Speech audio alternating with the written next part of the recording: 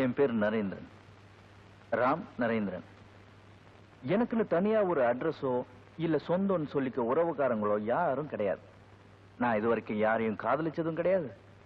எனக்கு கடங்காரங்க தொல்லையும் கிடையாது. சுருக்கமா சொன்னா நான் ஒரு அனாதை. பிடிப்பில்லாத ஒரு வாழ்க்கையை இத்தனை நாள் நான் வாழ்ந்துட்டு வரேன். இனிமே ஒரு பொண்ணை கல்யாணம் பண்ணிக்கிட்டு குழந்தை குட்டிங்களை பெத்துக்கிட்டு பொய் பித்தலாட்டங்களுக்கிடையே போட்டி போட்டுக்கிட்டு இந்த உலகத்துல வாழ நான் பெரிய படலை. அதனால நான் ஒரு முடிவு பண்ணிட்டேன். நான் தற்கொலை பண்ணிக்க போறேன். ஏன் நான் சொல்றது ஆச்சரியமா இருக்கா? நம்புறதுக்கு கஷ்டமா கூட இருக்கலாம், ஆனா நம்பித்தான் ஆகணும். ஏன்னா நான் ஒரு வித்தியாசமானவன், தனி சுபாவம் உள்ளவன்.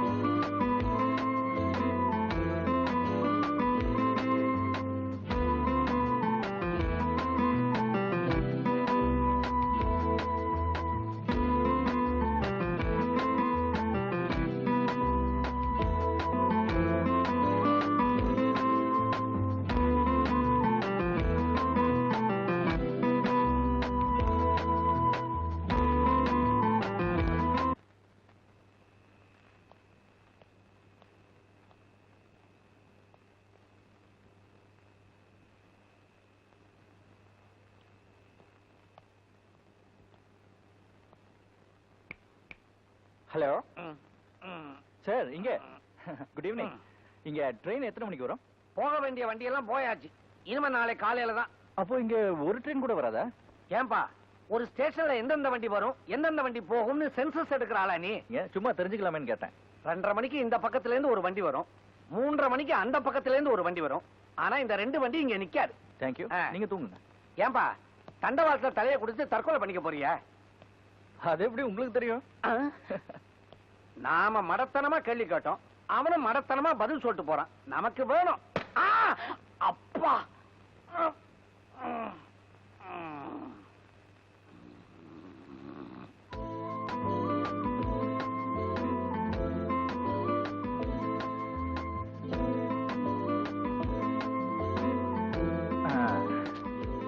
கரெக்ட், இதுதான் சரியான இடம். ட்ரெயின் இந்த பக்கம் வரும்னு சொன்னா எந்த பக்கம் வேணா வரட்டும்.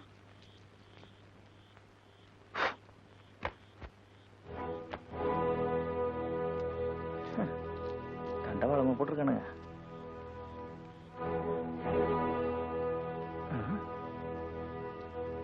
இப்படி படுத்த 3 துண்டுல வரும். 2 துண்டு, 2 துண்டு தான் நல்லா இருக்கும்.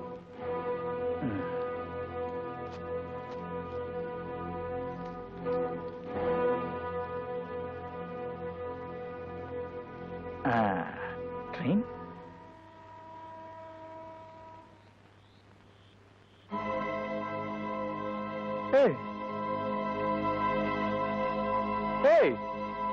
இங்க வந்து தூங்குறா. எந்திரி.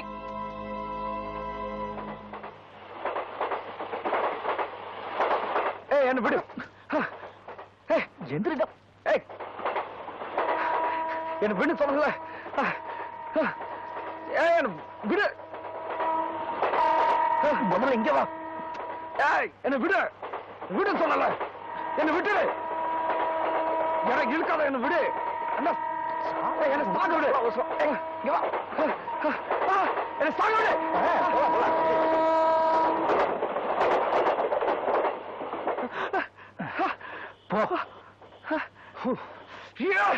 என்ன?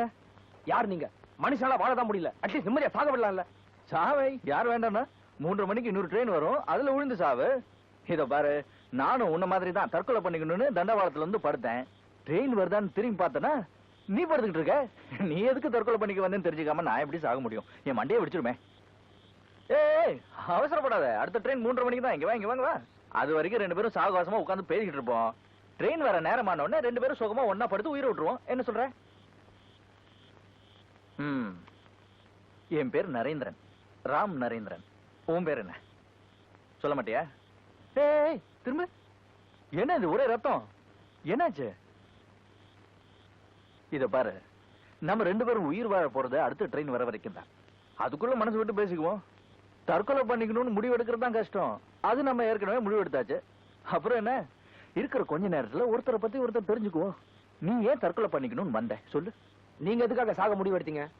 வாழ்க்கையில ஒரு பிடிப்பே இல்லாம பூமிக்கு பாரமா இருக்கிறத விட போய் சேர்றதே பெட்டர்னு தோணுச்சு, அதான். இப்போ குரல் நல்லா இருக்கும் போதே பாடுறதை நிறுத்திக்கோன்னு சொல்றாங்கல்ல, அது மாதிரிதான். என் மேல அன்பு காட்டுறதுக்கோ நான் செத்த அப்புறம் அழறதுக்கோ இந்த உலகத்துல யாருமே கிடையாது. ஆனா என் மேல பாசத்தையும் பரிவும் காட்ட எல்லாருமே இருக்காங்க. அவங்களுக்கு என்ன விட்டா வேற யாருமே இல்ல. எனக்கும் வாழணும்னு ஆசையா தான் இருக்கு. இருந்தாலும் இந்த நிலைமையில என்னால வாழவே முடியாது. செத்துதான் ஆகணும். நீ என்ன சொல்ற? புரியல. நான் ஒரு கொலை பண்ணிட்டேன். நான் கொலை பண்ண விஷயம் நாளைக்கு காலையில எல்லாருக்கும் தெரிஞ்சிடும்.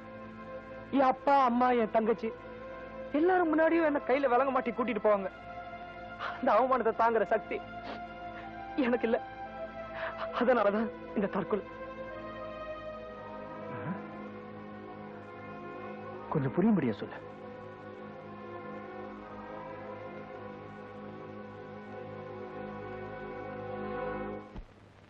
எங்க அப்பா ஒரு ரிட்டையர்ட் ஸ்கூல் வாத்தியார். எனக்கு ஒரு வேலை கிடைக்கணும்னு எந்நேரமும் பிரார்த்தனை பண்ணிக்கிட்டு இருக்கிற அம்மாவும் தங்கச்சியும் எத்தனையோ இன்டர்வியூக்கு போயும் பரீட்சை எழுதியும் எந்த பிரயோஜனமும் இல்லை. இந்த மாதிரி நேரத்துல தான் கடவுள் மாதிரி ஒருத்தர் வந்தாரு. அவர் பேர் மாதவன். அவர் எங்க அப்பாவுக்கு தெரிஞ்சவர்.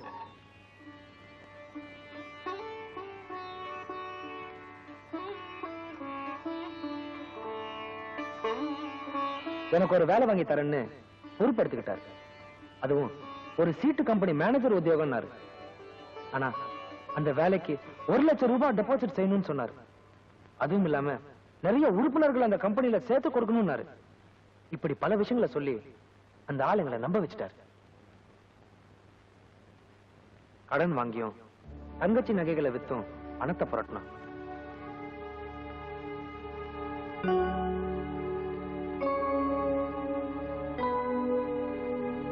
தெரிஞ்சவங்க எல்லாரையும் பார்த்து ஆர்கே சிட் ஃபண்ட்ல மெம்பரா சேர்த்தோம். ஒரு வேலை கிடைச்சிட்டா எங்க குடும்பம் நல்ல நிலைமைக்கு வந்துடுங்கிற நம்பிக்கையோடு இருந்தோம்.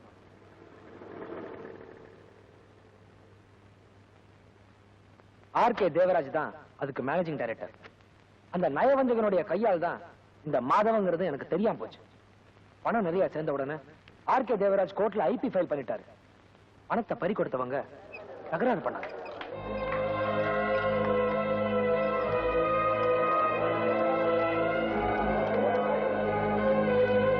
நான் ரொம்பவும் குழப்பமா இருந்தேன். அந்த நேரத்துல அந்த மாதவன் என் கண்ணில் பட்டான்.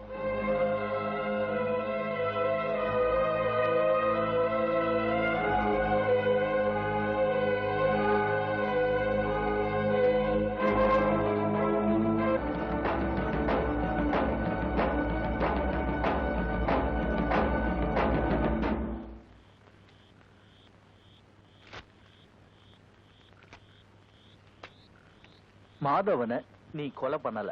இல்ல, நான் தான் கொலை பண்ணேன். இன்னும் அவன் டெட் பாடி அங்கதான் இருக்கு. இருக்கட்டும், அவனை கொலை பண்ணது நான் தான். ஜனா, நீ வாழ வேண்டியவன். உன்னை நம்பி ஒரு குடும்பம் இருக்கு, அதனால நீ வாழணும். இப்ப என்ன எடுத்துக்க, எனக்கு நீ யாருமே கிடையாது. இந்த கொலைப்பழி என் மேல விழுந்தாலும் அதுக்காக கவலைப்பட போறது யாருமே இல்லை. சாகணும்னு முடிவெடுத்த எனக்கு இங்க சாகுறதும் ஒண்ணுதான், அரசாங்கத்தோட செலவுல தூக்குல தொங்குறதும் ஒண்ணுதான். நல்ல பப்ளிசிட்டியாவது கிடைக்கும். யாருக்கு தெரியும், உன்னை காப்பாத்தினதுனால கடவுள் என் மேல இறக்கப்பட்டு நேர சொர்க்கத்துக்கு கூட்டு போனாலும் போறப்பா. இது பாரு, இதுல யோசிக்கிறதுக்கு ஒண்ணும் கிடையாது. மாதவனை நீ எங்க எப்படி கொலை பண்ணான்னு மட்டும் என்கிட்ட சொல்லு. அதை நான் அப்படியே போலீஸ் கிட்ட சொல்லிடுறேன். தைரியமா இரு. 3:30 மணி வண்டி வருது. இங்க நமக்கு வேலை கிடையாது. வா.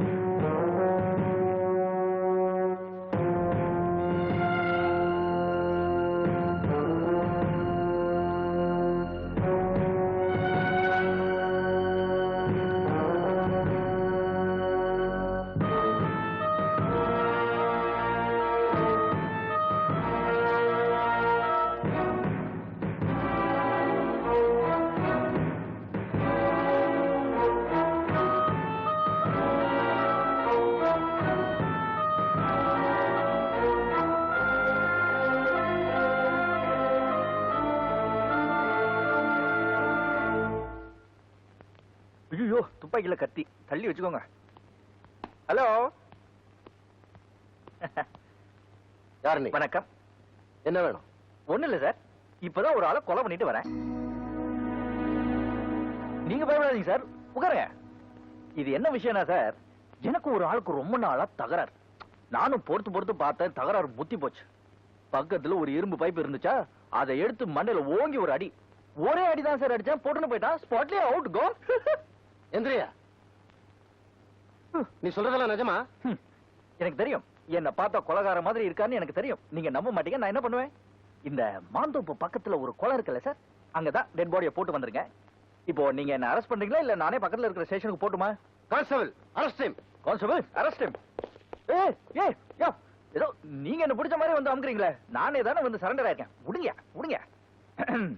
லோக்கப் எங்க இருக்கு? யோ, இந்த ஆளை உள்ள தள்ளியா? ஏய் விடுவாயா? யோ, லோக்கப் இங்க தானே இருக்கு. நான் எங்க போறேன்? தொப்பையும் தொந்தையுமா கொலைகாரன் பிடிக்கிற மூஞ்சில பாருங்க. கான்ஸ்டபிள், குடிக்க கொஞ்சம் தண்ணி கிடைக்குமா?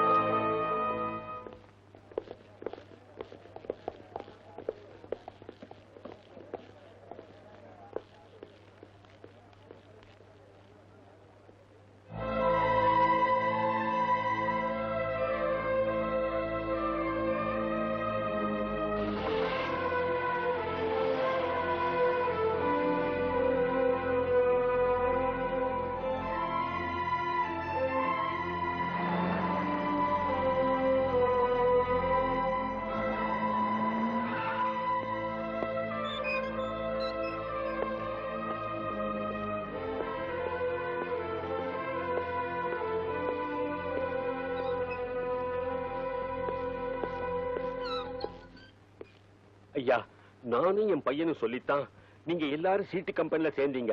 நான் இல்லேன்னு சொல்லல. ஆனா நாம எல்லாருமே இப்படி மோசம் போயிடுவோம்னு நான் கொஞ்சம் கூட எதிர்பார்க்கலையா. நிறுத்தியா சும்மா. காசை பறி கொடுத்தவன் கதையிட்டு இருக்கான், நீ வாட்டு கதை சொல்லிட்டு இருக்க. உன் பையன் 1க்கு 3 தடவை சொன்னாயா, பணத்துக்கு நான் கேரண்டின்னு சொன்னான். இப்ப என்ன ஆச்சு? போய் அவனை கூப்பிடியா, நாக்க பிடிக்காம 4 கேள்வி கேட்கறேன் நாங்க. அவன் இல்ல, வெளியில போயிருக்கான். ஐயா, தயவு செஞ்சு கலாட்டா பண்ணாம போயிடுங்க ஐயா. எங்களை எங்கயா போக சொல்ற? கம்பெனியை இழுத்து மூடிட்டான். கம்பெனிக்கு சொந்தக்காரன் பாப்பர்னு சொல்லி ஐபி கொடுத்துட்டான். நீங்க சொல்லிட்டு இருக்கிற மாதவனை யாரோ கொலை பண்ணிட்டாங்க.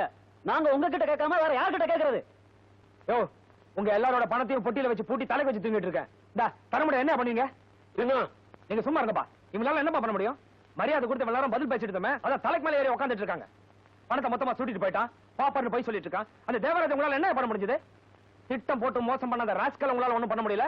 பெருசா வந்துட்டாங்க. நாம என்னமோ உங்க பணத்தை கொள்ளையடிச்ச மாதிரி. போங்கயா சார். உங்களை யார பார்க்க வந்திருக்காங்க? என்ன பார்க்க?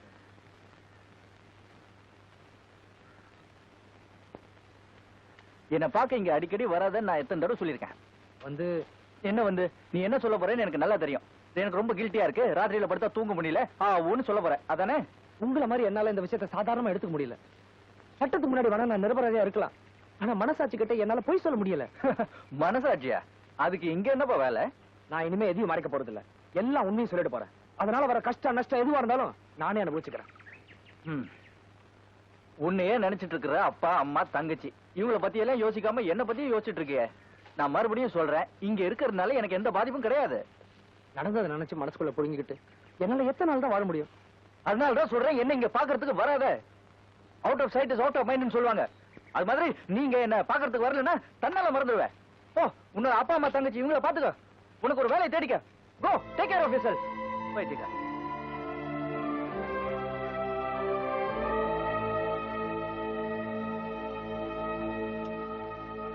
ஜனா, அன்னைக்கு கீதாவை பொண்ணு பார்த்துட்டு போனாங்களே, அவங்களுக்கு ரொம்ப பிடிச்சிருச்சான். அப்படியா? ஆமா, கல்யாணத்தை அடுத்த முகூர்த்தத்திலேயே வச்சுக்கலாமான்னு கேட்டு தகவல் அனுப்பியிருக்காங்க. வரதட்சணை ஒண்ணும் வேண்டாம்னு சொல்லிட்டாங்க. இருந்தாலும் கல்யாணம்னு வரும்போது நாம ஏதாவது செய்யணும் இல்லையா?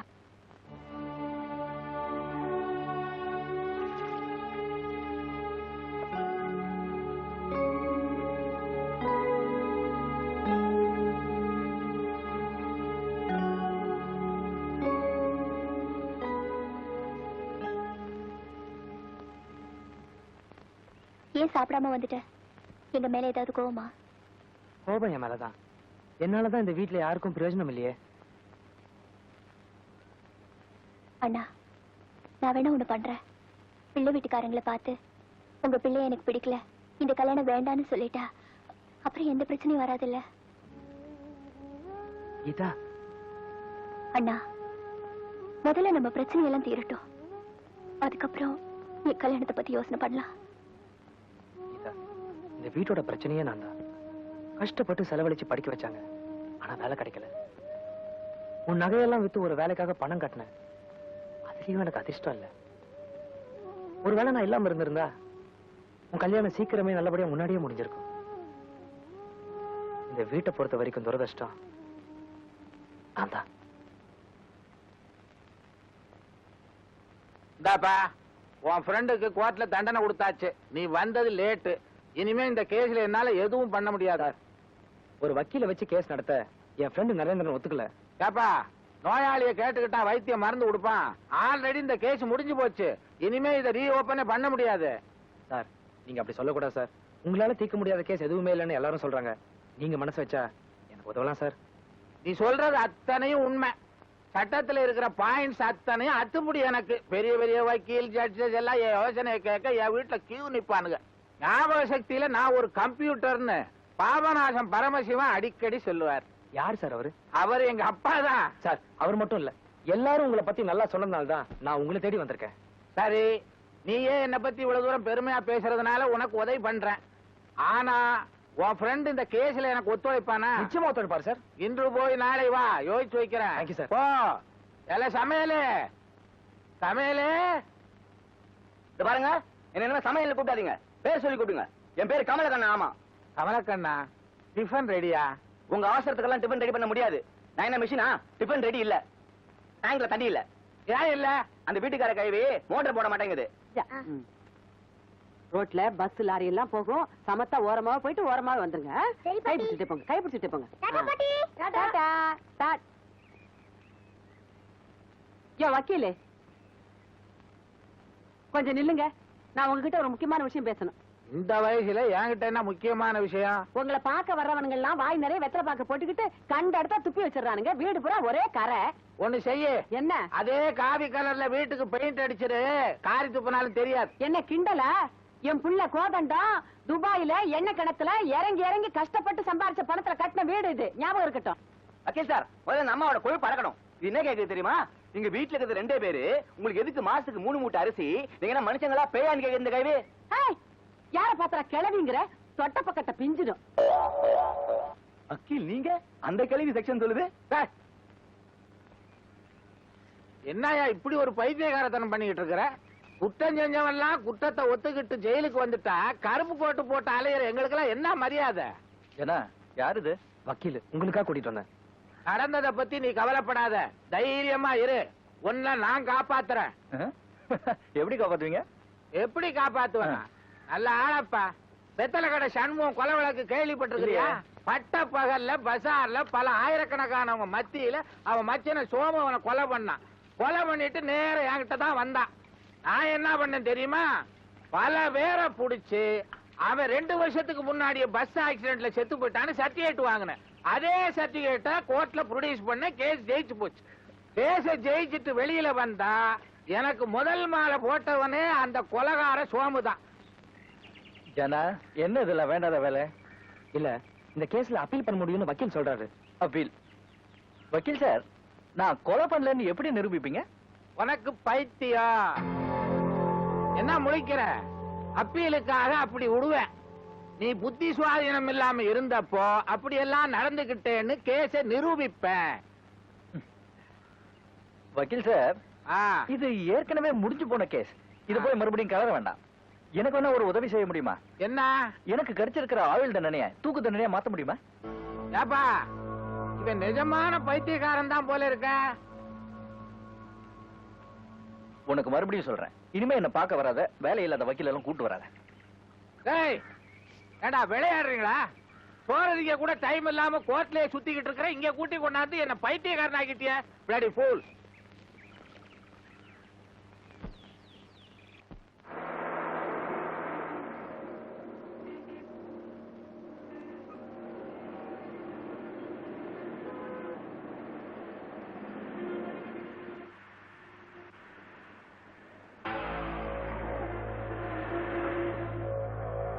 சார்,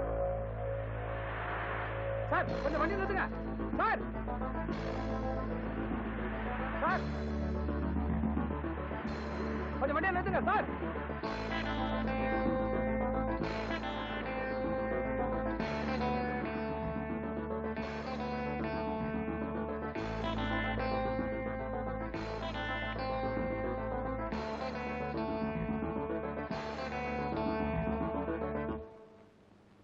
ஆமா மச்சான், தேவராஜுக்கு பயங்கரமான கிரிமினல் பிரெயின். ஆர்கே சிட் பண்ணு ஆரம்பிச்சாரா, அதுல ஏகப்பட்ட வருமானம். உடனே கம்பெனி க்ளோஸ் பண்ணிட்டு ஜனங்க எல்லாரும் மொட்டை அடிச்சிட்டாரு. இப்போ அடுத்த கேமுக்கு தயாராயிட்டாரு. யாரு?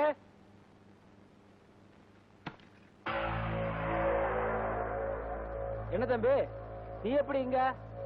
மாசி பையன் யார் தெரியுதா? நம்ம சீட்டு கம்பெனில வேலைக்கு சேர்றதுக்கா பணம் போட்டவர்.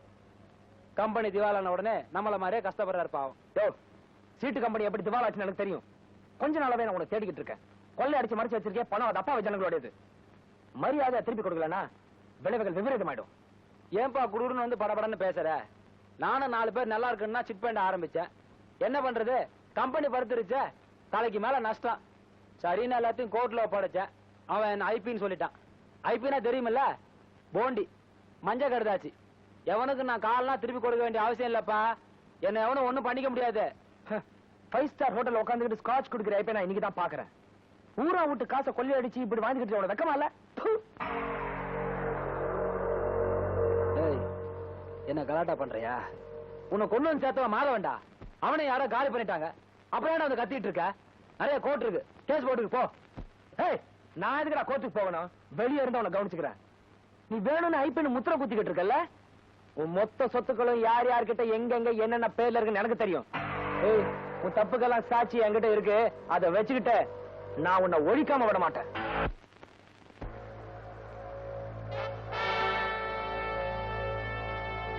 என்ன இருக்கு? சந்தோஷம்.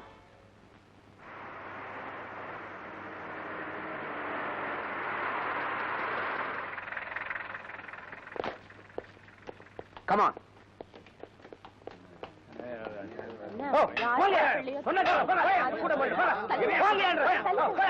வாங்க வக்கீல் சார். என்ன நீங்க மட்டும் தனியா வந்திருக்கீங்க? எங்க இந்த ஜனா பைய எங்கேயாவது ஒழிஞ்சிட்டு இருக்கானா? அவன் ஒரு விளையாட்டு புள்ள சார். ஜெயிலுக்குள்ள இருக்கிற நானே எவ்வளவு சந்தோஷமா இருக்கேன். அப்படியே இவன் என்ன வெளியே கொண்டு வரணும், காப்பாடணும்னு கடன் குதிக்கிறான். கொஞ்சம் விட்டா நான் தான் இந்த கொலையை பண்ண, என்ன தூக்கி உள்ள போடுங்கன்னு சொன்னாலும் சொல்லுவான். வக்கீல் சார், உங்ககிட்ட ஒரு முக்கியமான விஷயம் சொல்லணும். இந்த ஜனா பையில பாத்தீங்கன்னா அவங்க கிட்ட சொல்லுங்க, ஜனா உன் தங்கச்சிக்கு கல்யாணம் பண்ணி கொடுக்கணும், வெளியே வாங்கின கடன் எல்லாம் அடைக்கணும், இந்த மாதிரி பொறுப்பான வேலையெல்லாம் இருக்கிறப்ப சும்மா சும்மா இந்த நரேந்திர பையில பாக்கிறதுக்கு ஜெயிலுக்கு போகாதன்னு சொல்லுங்க. என்ன சொல்றீங்களா? நீ சொன்னதெல்லாம் சொல்றதுக்கு அவன் இல்லப்பா. என்ன என்ன சொல்றீங்க? இன்னைக்கு காலையில ரயில்வே டிராக்ல அவன் பாடிய பார்த்தாங்க.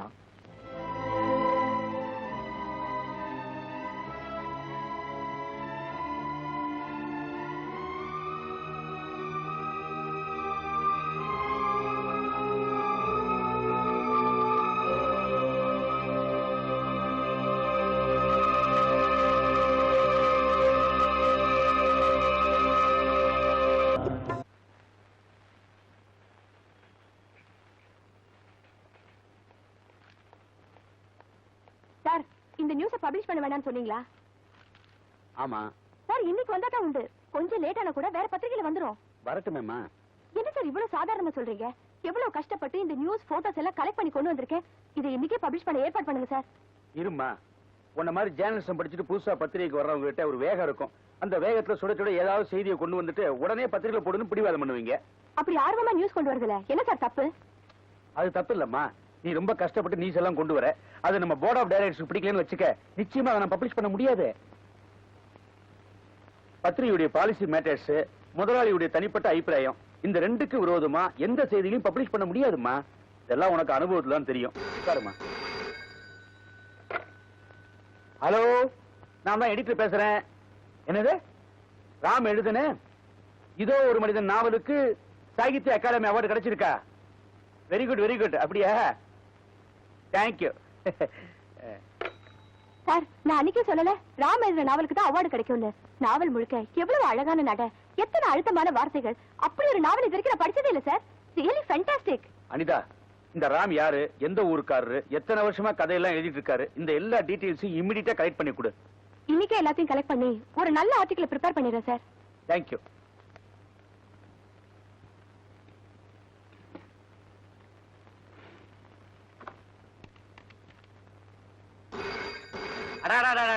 ஒரு புத்தகத்துக்கு அவார்டு வந்துடக்கூடாது. எல்லாரும் அதே புத்தகத்தை கேட்டு அலைவாங்க. ஹலோ, என்ன ஒரு நிமிஷம். உங்களுக்கு என்ன ராம் நரேந்திரன் எழுதின ஏதோ ஒரு மனிதன் தானே வேணும்? அது அவுட் ஆஃப் ஸ்டாக். இன்னைக்கு போயிட்டு நாளைக்கு வாங்க. சொல்லுங்கம்மா. சார், ராம் நரேந்திரன் எழுதின வேற புத்தகம் ஏதாவது இருக்கா? அவர் எழுதுனது ஒரே ஒரு புத்தகம், இதோ ஒரு மனிதன். அது அவுட் ஆஃப் ஸ்டாக். நீங்க போயிட்டு அடுத்த வாரம் வாங்க சார். ஏய் சடாச்சரம், வாசல் ஒரு போர்டு எழுதி வை. ராம் நரேந்திரன் எழுதின இதோ ஒரு மனிதன் அவுட் ஆஃப் ஸ்டாக்னு.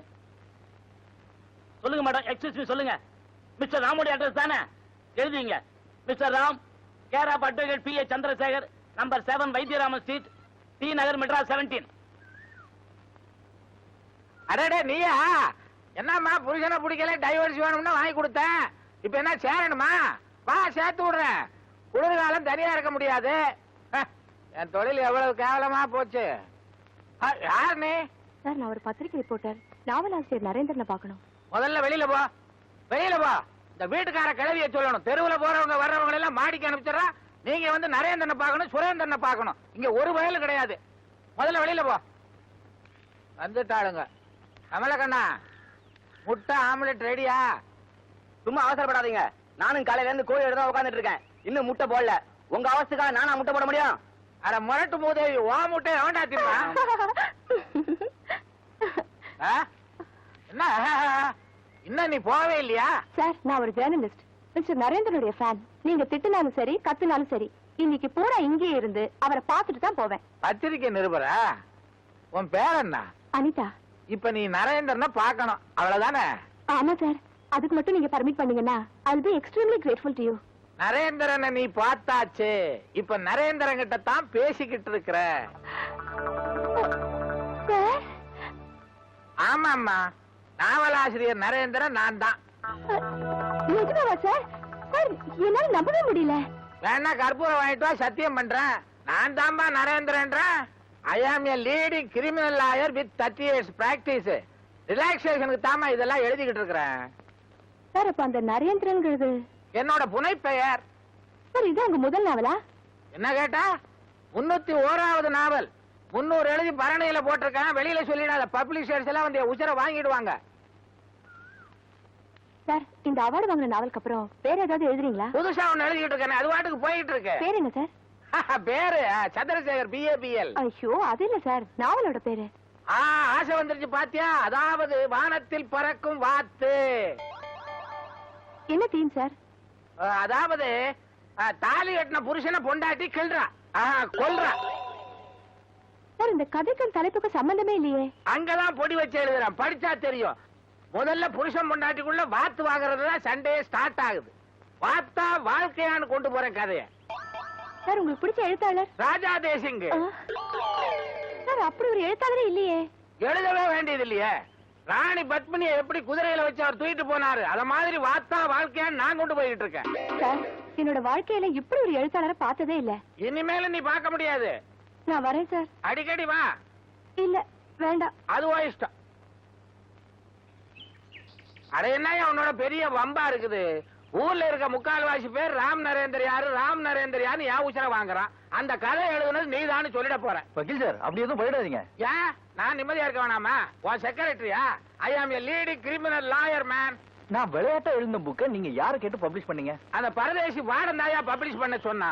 அவன் வாங்கி படிச்சு பார்த்தானா ஆஹா ஓஹோன்னு சொன்னான். சரிதானே நானும் வாங்கி படிச்சு பார்த்தேன். எனக்கும் ரொம்ப பிடிச்சிருந்தது, அதனால பப்ளிஷ் பண்ண சொன்னேன். ஏப்பா இதுல உனக்கு என்ன நஷ்டம்? அவார்டு ஒரு பக்கம், ரிவார்டு ஒரு பக்கம். இதை எவன் எழுதுனான்னு அவன் முடிய பிச்சுக்கிறானே. வக்கீல் சார், ஒரு ஸ்மால் ரிக்வெஸ்ட். இந்த அமைதியான சூழ்நிலையில நான் நிம்மதியா வாழ்ந்துட்டு இருக்கேன். அதை மட்டும் கெடுத்துறாதீங்க. நான் இங்க இருக்கிறத யார்கிட்டயும் சொல்லிட வேணாம். ஏற்கனவே உனக்கு இருக்கேன்னு எனக்கு தெரியும். ஆனா நீ எந்த கேட்டகரின்னு எனக்கு தெரியலப்பா. அது உங்களுக்கு புரியாது. நீங்க கிளம்புறீங்களா? வேற என்ன இங்கேயேவா இருப்பேன்? உன்ன மாதிரி கைதியா? நான் வந்து கிரிமினல் லாயர். அது போட்டோம். நீ எழுதுனியே அதுக்கு ராயல்டி குவியுது. அந்த பணத்தை என்ன பண்றது? அது ஏதாவது ஒரு அனாதை ஆசிரமத்துக்கு எழுதி வச்சிருங்க. வெளியில வந்தா நீ அனாதை ஆயிடுவியே. நான் சொல்றபடி கேளு. மனசுல தோன்றதெல்லாம் எழுதிக்கிட்டே இரு.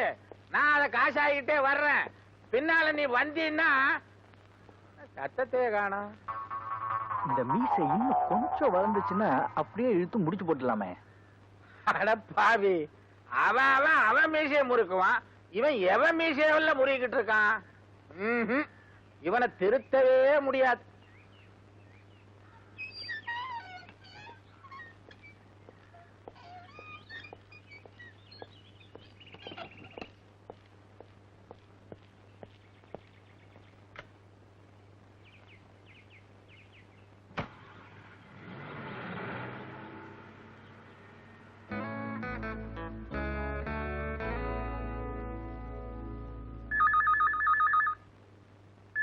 வாழ்க்கையில பாதி நாள் டெலிபோன் பேசியே நம்ம ஆவியெல்லாம் போச்சு.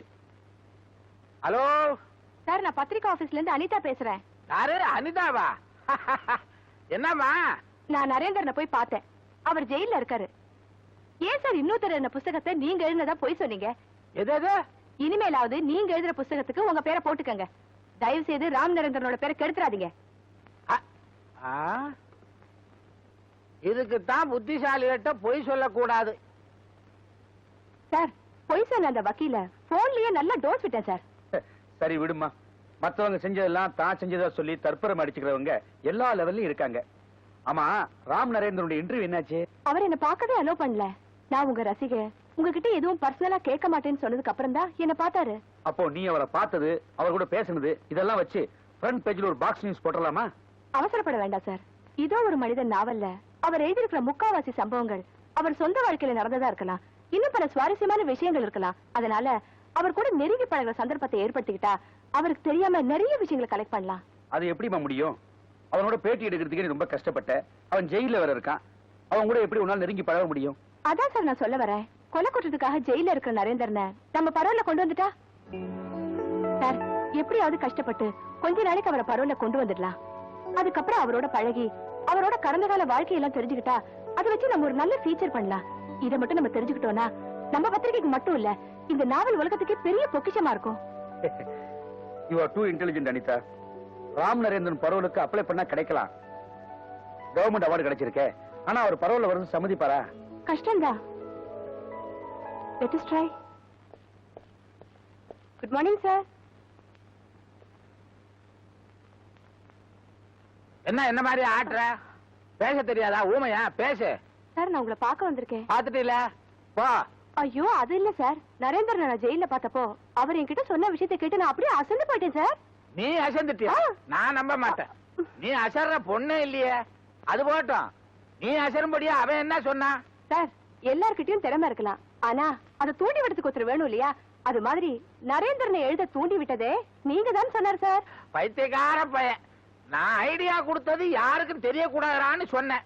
என்கிட்ட சரி சரின்னுட்டு சாரிய கண்ட உடனே உளறிட்டான். பொதுவாமா இந்த ஆம்பளை பயல்களுக்கு ரகசியம் நிக்கிறது இல்ல. சார், நீங்க ஒரு தமாஷான ஆளு. சார், நரேந்திரனை பத்தி தெரிஞ்சுக்கிறதுக்காக நிறைய பேர் ஆர்வமா இருக்காங்க. அதுக்கு நீங்க தான் உதவி செய்யணும். என்ன செய்யணும்? மிஸ்டர் நரேந்திரன் யாரையுமே சந்திக்க இஷ்டம் இல்லாம எதுலயுமே இன்ட்ரெஸ்ட் இல்லாம இருக்காரு. அவரை நீங்க போய் பார்த்து பேசுனீங்கன்னா நிச்சயம் பரவாயில்ல, அவரை சம்மதிப்பாரு. இது உங்களால தான் சார் முடியும். அவன் ஒரு மாதிரி இருந்தாலும் நீ என் வீட்டு படியேறி வந்து சொல்லிட்ட. அவகிட்ட பேசுற. என் பேச்சை எவனாலையும் கேட்காம இருக்கவே முடியாது. நீ தைரியமா போ. Thank you sir. உங்க 2 பேரோட ஆசைக்கும் மதிப்பு கொடுத்து இந்த ராம் நரேந்திரன் பரவல வெளியே வந்திருக்கான். 28 days at your disposal. ரொம்ப சந்தோஷம். வாங்க.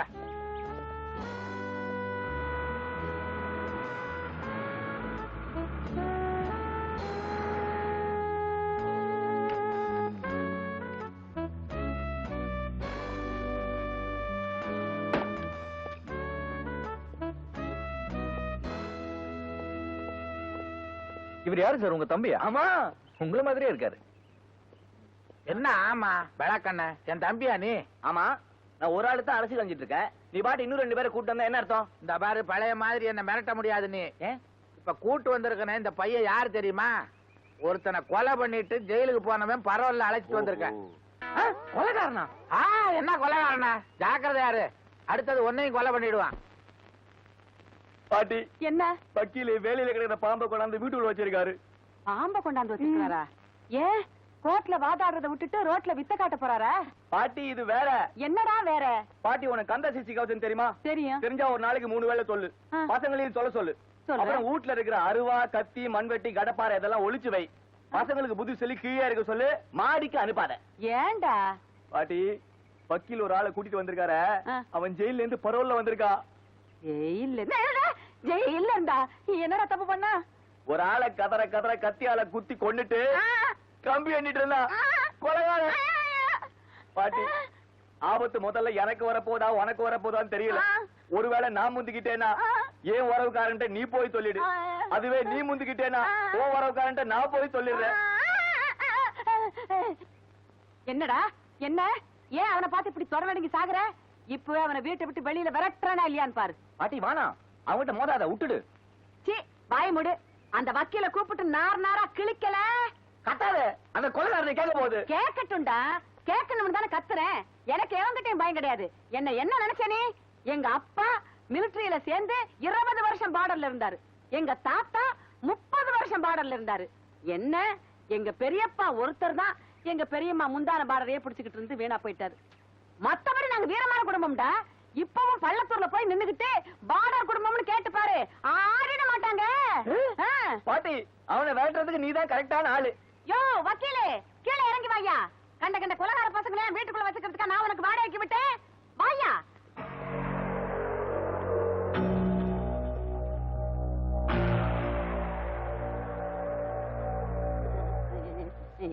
கையில கட்டி வச்சிருக்காண்டா.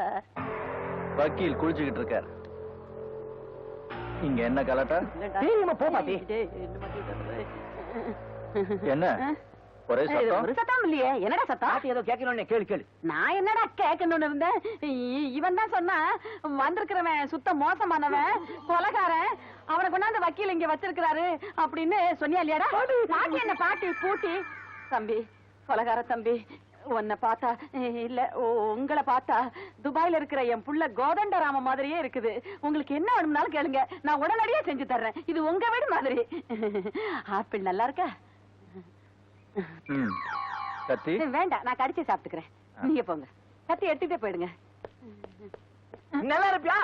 நேருக்கு நேரில் கொலைகாரன் மாட்டி விட்டியா? கண்டிப்பா நான் இன்னைக்கு காலி. இல்லடா குழந்தை மகள்.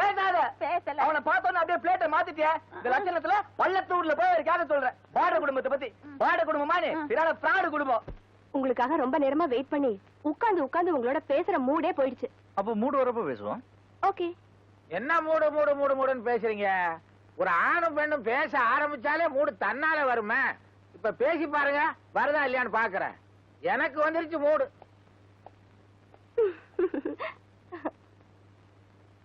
மிஸ்டர் நரேந்திரன், நான் வெறும் ஜேர்னலிஸ்ட் மட்டும் இல்ல, உங்களோட ரசிகையும் கூட. உங்களை பத்தி தெரிஞ்சுக்கிறதுக்காக வந்திருக்கேன். என்ன பத்தி தெரிஞ்சுக்கணும்னா என் புக்கை படிச்சா போதுமே. லைக் ஆத்தர் லைக் புக்னு சொல்லுவாங்க. என்னுடைய சொந்த அனுபவத்தை தானே என் புக்ல எழுதியிருக்கேன். அதுல உங்க இளமை கால வாழ்க்கைய பத்தி எதுவும் சொல்லலையே.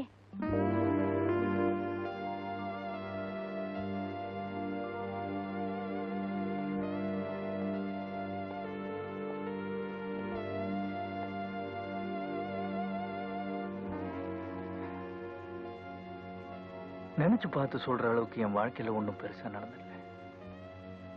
செய்யாத குற்றத்துக்காக எங்க அப்பா தூக்கு தண்டனை கைதியா ஜெயிலுக்கு போனாரு. எங்க அம்மா அவரை பார்க்க போறப்ப என்னையும் கூடவே கூட்டு போவாங்க. எங்க அப்பாக்கு என் மேல ரொம்ப பிரியம். என்னை பார்த்த உடனே துக்கம் தாங்க முடியாம ஜெயில் கம்பி வழியா என்ன அப்படியே சேர்த்து அணைச்சுக்குவாரு. அப்போ அவரோட கை என் கணத்து படுறப்ப சின்ன ஐஸ் கட்டி பாடுற மாதிரி இருக்கும். அவர் இறந்தப்புறம் கூட அந்த உணர்ச்சி ரொம்ப நாளா என் கூடவே இருந்துச்சு. அதுக்கப்புறம் எங்க அம்மா என்ன வளர்க்கறதுக்கு எப்படியெல்லாமோ கஷ்டப்பட்டாங்க. ஆனா நான் வளர்ந்து பெரிய ஆள் ஆனப்ப அவங்க ஏதோ ஒரு மென்டல் ஹாஸ்பிட்டல்ல பைத்தியமா இறந்து போயிட்டாங்க. அதுக்கப்புறம் இதோ இந்த மேகத்தை துரத்திக்கிட்டு ஓடுற மாதிரி வாழ்க்கையில ஒரு குறிக்கோளை இல்லாம ஓடிக்கிட்டு இருந்தேன். செய்யக்கூடாத வேலையெல்லாம் செஞ்சேன். போதைப் பொருள் வித்த அடியாள கூட இருந்தேன். காரணமே இல்லாம ஏதோ புத்தகம் எல்லாம் படிக்க ஆரம்பிச்சிட்டேன். ஹரித்வார்ல 3 வருஷம் சாமியார கூட இருந்தேன். ஆனா அங்கேயும் போலித்தனம் இருந்துச்சு. திரும்ப வந்துட்டேன். இப்போ வெட்ட வெளிச்சத்துல ஒத்த மரமா தனியா நிக்கிறேன். போதுமா? நான் கேட்ட கேள்விக்கு பதில் சொல்லிட்டீங்க. ஆனா உங்ககிட்ட பேச வேண்டியது நிறைய இருக்கு. இது வரைக்கும் என்ன கேட்டது போதும். இதுக்கு மேல என்ன எதுவும் கேட்காத. சரி, இன்னைக்கு நான் உங்களை தொந்தரவு பண்ணல. ஆனா நாளை கண்டிப்பா வருவேன். வரேன்.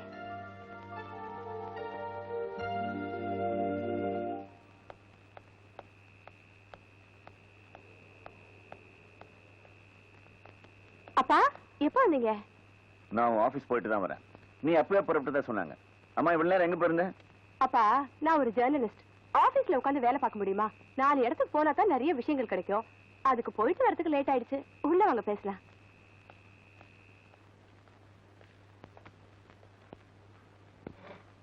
ஆமா, லெட்டர் போட்டு எனக்கு கிடைச்சதா? வந்ததே. அப்புறம் ஏன் பதில் போடல? பதில் போட ஒண்ணும் இல்ல, அதனால போடல. இந்த பாருமா, மாப்பிள்ளை வீட்டுக்காரங்களுக்கு உன் போட்டோவை அமைச்சிருந்தேன். அங்க எல்லாருக்கும் உன்னை பிடிச்சு போச்சு. பொண்ணு பாக்குற சம்பிரதாயம் கூட வேணான்னு சொல்றாங்க. ஆனாலும் நாம விட்டுறக்கூடாது இல்லையா? அதனால ஞாயிற்றுக்கிழமை உங்களை வர சொல்லி எழுதியிருக்கேன். நீ லீவ் போட்டுட்டு நாளைக்கே வரணும். அப்பா எனக்கு இன்ட்ரெஸ்ட் இல்லாத விஷயத்துல நீங்க இவ்வளவு இன்ட்ரெஸ்ட் எடுத்துக்கிறது எனக்கு ரொம்ப கஷ்டமா இருக்கு. Please wait for some more time. நான் என் ப்ரொஃபஷன்ல நிறைய சாதிக்கணும்னு நினைக்கிறேன். அது கொஞ்ச நாள் போகட்டும். அதுக்கப்புறம் உங்ககிட்ட சொல்றேன். ஓகே? ஏப்பா சாப்பிட கூப்பிட்டா என்னமோ மாட்டேன்றியாமே, என்ன விஷயம்? ஏன் ஒரு மாதிரியா இருக்க? என்ன யோசனை? ஒண்ணு இல்ல சார், அடிக்கடி ஜனாவோட ஞாபகம் எனக்கு வந்துகிட்டே இருக்கு. நீங்க அவன் வீட்டுக்கு போறதுண்டா? ஜனாவே போயிட்டான், அங்க எதுக்கு போறது?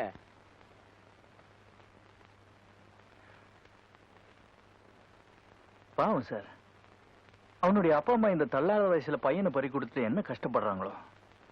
அவனுடைய தங்கச்சிக்கு கல்யாணம் ஆச்சா ஆகலையா ஒண்ணுமே தெரியல. அவங்க குடும்பத்துக்கு யாராவது ஏதாவது உதவி செய்யறாங்களான்னு விசாரிச்சீங்களா? எங்கப்பா போய் விசாரிக்கிறது? எனக்கு வர்றதெல்லாம் பேட் கேஸ். கோர்ட்டுக்கு போய் வாயை திறந்தா பொய்யா வருது. No time.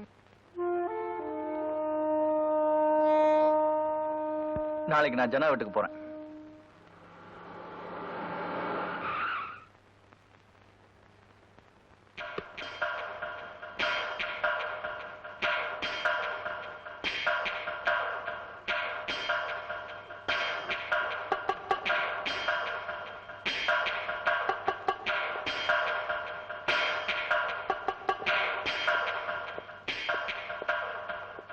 சார் சார்,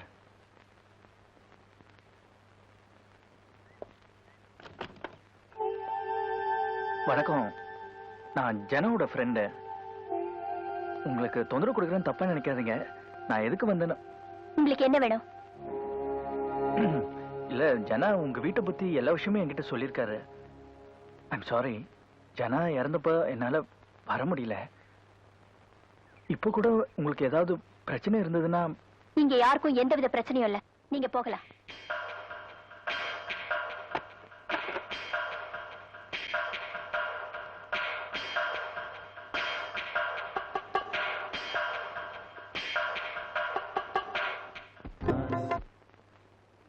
எனக்கு ரொம்ப குழப்பமா இருக்கு சார். நான் ஜனாவோட ஃப்ரெண்டுன்னு சொன்ன அப்புறமும், உங்களுக்கு ஏதாவது உதவி தேவையான்னு கேட்ட அப்புறமும் அவங்க ஏன் என்கிட்ட வித்தியாசமா பழகணும்? இத பாரு, ஜனா சாவை பத்தி விசாரிக்க போன முதல் ஆளு நீதான்.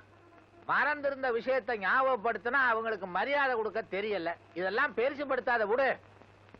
ஜனா என்னோட க்ளோஸ் ஃப்ரெண்டு சார், அதனால தான் நான் அங்க போனேன். நரேந்திரா, ஜனா செத்தப்போ வெளிச்சங்கிற பத்திரிக்கையில இது தற்கொலை இல்ல கொலைன்னு எழுதுனான்.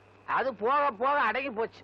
ஜனாவோட மைண்ட் எனக்கு நல்லா தெரியும் சார். அவன் ஏற்கனவே தற்கொலை பண்ணிக்க போனவன் தான். இது தற்கொலை தான், கொலை இல்ல. நீங்க வேற இன்னும் குழப்பாதீங்க. Good morning. Good morning. என்ன ட்ரிம்மா ட்ரெஸ் பண்ணிட்டு எங்க புறப்பட்ட? இன்னைக்கு நானும் உங்க கூட கோர்ட்டுக்கு வர போறேனே. கோர்ட்டுக்கு வந்து நீ என்ன பண்ண போற? பரோல் முடியறதுக்குள்ள 2 நாவல் எழுதினாலும் பிரயோஜனம். நாவல் நான் எங்க எழுத விடுற அந்த அனிதா பொண்ணு எப்ப பார்த்தாலும் இங்க வந்துட்டு இதை சொல்லு அதை சொல்லுன்னு என்ன எங்கேயும் போடாம கழுத்த இருக்கிறா. அடப்பாவி, இதுக்காக கோர்ட்டுக்கு வர போற? இந்த பாரு, இந்த வயசுல நாம அனுபவிக்கலன்னு பின்னால சொல்லி விடப்படாது. நீ என்ன சொல்ற? நான் உங்க கூட சேர்ந்து நீட் உங்களை மாதிரி சொல்லி விட மாட்டேன்னு சொல்ல வந்தேன். ம்ஹும். நீ சொல்லு கேஸ் தான். வா சொல்லு கேஸ்.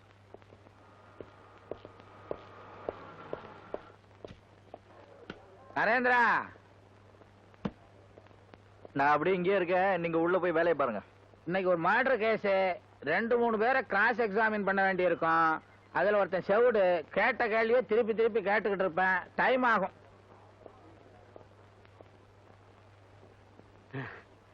வக்கீலியா வக்கீலியா வணக்கங்க. ஏண்டா, இந்த மர்டர் கேஸ்ல செத்தது நீதானே? ஐயோ, அது நான் இல்லைங்க, என் தம்பிங்க. அட கிழட்டு மூதேவிங்களா, அண்ணன் தம்பி 2 பேரும் ஒரே மாதிரியா இருந்து எனக்கு கன்ஃபியூஷன். சட்டப்படி இந்த கேஸ் ஜெயிக்காது. நான் தான் ரப்பரா இழுக்கணும். எப்படியோ காப்பாத்தினா போதும். ஃபீஸ் கொடுத்துட்டியா? அன்னைக்கே கரெக்டா கொடுத்துட்டுங்க. பின்னால வா. சரிங்க.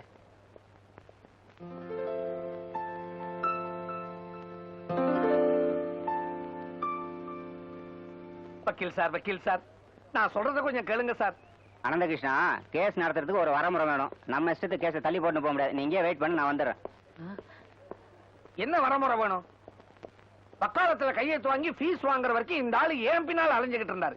இப்ப நான் இவர் பின்னால அலைஞ்சுகிட்டு இருக்கிறேன். இதை விட பேசாம ஜெயிலுக்கே போயிடலாம். என்ன பாக்குற?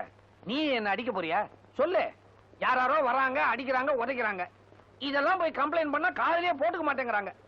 அன்னைக்கு ஸ்டேஷன் சூப்பரண்ட மெதுவா தட்டி ஐயான்னு கூப்பிட்டேன். அதுக்கு ஒரு கேஸ். இப்போ நீ பணக்காரன், நான் ஏழை.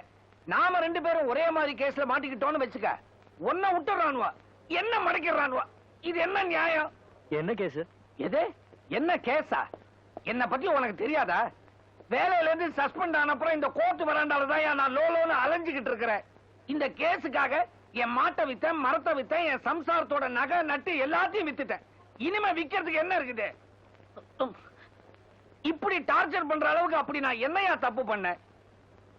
ஒரு நாள் டியூட்டி முடிஞ்சு குவார்டர்ஸ்க்கு போய்கிட்டு இருந்தேன். அப்ப 3 ஆசாமிங்க ஒரு டெட் பாடியை கொண்டாந்து ரயில்வே டிராக்ல போடுறத பார்த்துட்டேன். சும்மா இருந்திருக்கலாம்ல, விதி. அத போய் போலீஸ்ல சொல்லிட்டேன். அடுத்த நாள் குவார்டர்ஸ்க்கு திபுன்னு ஒரு 5-6 பசங்க வந்தானுவா. என்ன ஏதுன்னு கேட்கறதுக்குள்ள அடி உத குத்து என்ன போட்டு புரட்டி எடுத்துட்டானுவா. என்ன சூழ்ந்து நின்னுகிட்டு, ஏண்டா இனிமே எந்த விஷயத்தையாவது பார்த்தா போலீஸ்ல சொல்லுவியாடா நான் ஏன்னு விட்டா சுருண்டுட்டேன்.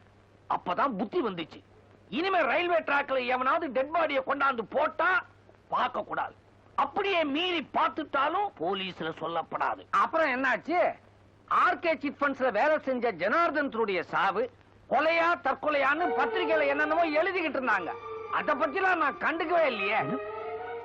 சார், ஜனார்தனோட பாடி யார் ரயில்வே டிராக்ல கொண்டு வந்து போட்டாங்கன்னு உங்களுக்கு தெரியுமா? அதெல்லாம் கேட்டு என்னத்துக்கு என் வாயை கலர்ற? என் சொந்த பிரச்சனைக்கு வா. ஒரு நாள் ஸ்டேஷன் சூப்பரண்ட் என்ன கூப்பிட்டு, அனந்தகிருஷ்ணா, ஒரு கேஸ் விஷயமா உங்ககிட்ட என்கொயரி பண்ணணும். அது வரைக்கும் உன்னை சஸ்பெண்ட் பண்ண போறேன்டார். சார், என்ன கேஸ்? ஆமா, டியூட்டி நேரத்துல நீ தண்ணி அடிக்கிறியாமே. சார், இது யார் போட்ட கம்ப்ளைண்ட்? தண்ணியை நான் கண்ணால கூட பார்த்தது இல்லைன்னு. அதெல்லாம் என்ன கேட்காத, சம்பந்தப்பட்டவங்கள நீயே விசாரிச்சுக்க அப்படின்றாரு. எனக்கு வந்த கோபத்துல ஓங்கி ஒரு குத்து அவர் மூஞ்சி மேல விட்ட. அடுத்த நிமிஷம் கோர்ட்ல நிக்கிறேன். அதோட விட்டானுங்களா? கத்தி குத்து, அடிதடி, கற்பழிப்பு, இப்படி எல்லா கேஸையும் என் தலைமையில போட்டு என்ன பைத்தியக்கார மாதிரி புலம்ப விட்டுட்டானுவ. இந்த கேஸ்ல எல்லாம் எனக்கு சம்பந்தமே கிடையாது. எனக்கு எதுவுமே தெரியாது. எங்க வக்கீல் வந்துட்டாரு. இன்னைக்கு வாய்தாதான். இந்த ஆளை விட்டா பிடிக்க முடியாது. வக்கீல் சார், வக்கீல் சார்.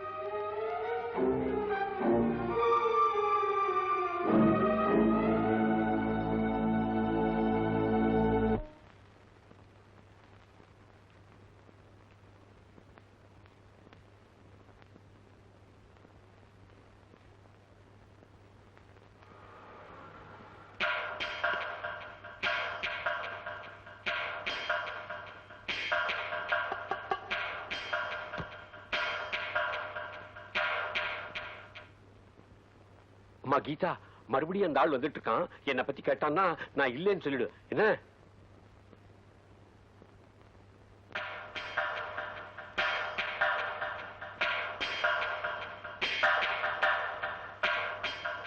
உங்களுக்கு என்ன வேணும்? சொல்றேன். ஆனா அதுக்கு முன்னாடி ஒரு சின்ன ரெக்வெஸ்ட். தயவு செஞ்சு உங்க எதிரியா மட்டும் என்ன நினைச்சிடாதீங்க.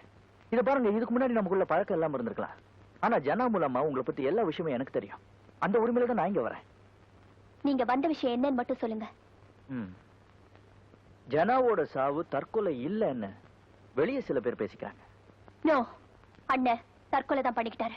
நான் கேள்விப்பட்டது அது இல்லையே. யாரோ ஒருத்தர் அவனை கொலை பண்ணி அதை தற்கொலைங்கிற மாதிரி மாத்திட்டாங்களாம். ஏன் நீங்களே முதல்ல போலீஸ்ல கொடுத்த கம்ப்ளைண்ட்ல அத ஒரு கொலைன்னு தானே கொடுத்துருக்கீங்க? எங்க அண்ணன் செத்து போன அதிர்ச்சியில என்ன செய்யறோம்னு எங்களுக்கே தெரியாம அப்படி தப்பா ஒரு கம்ப்ளைண்ட் கொடுத்துட்டோம். அப்புறம் நாங்களே அதை ரியலைஸ் பண்ணி வாபஸ் வாங்கிட்டோம். முதல் நாள் கொடுத்த கம்ப்ளைண்ட்டை மறுபடியும் 2வது நாள் வாபஸ் வாங்கிருக்கீங்க. அப்படின்னா நடுவுல ஏதோ ஒண்ணு நடந்திருக்கணும். செத்து போனது எங்க அண்ணன், கஷ்டத்தை அனுபவிக்கிறது நாங்க. இதுல எங்களுக்கு இல்லாத அக்கறையும் கவலையும் உங்களுக்கு எதுக்கு சார் வந்தது? ஜனா தற்கொலை தான் பண்ணிக்கிட்டா. இது விஷயமா யார் மேலேயும் எங்களுக்கு எந்த வித சந்தேகமும் கிடையாது. தயவு செஞ்சு இங்க வந்து இத பத்தி கேட்டு எங்களை தொந்தரவு பண்ணாதீங்க. எனக்கு கொஞ்சம் வேலை இருக்கு, நீங்க போலாம்.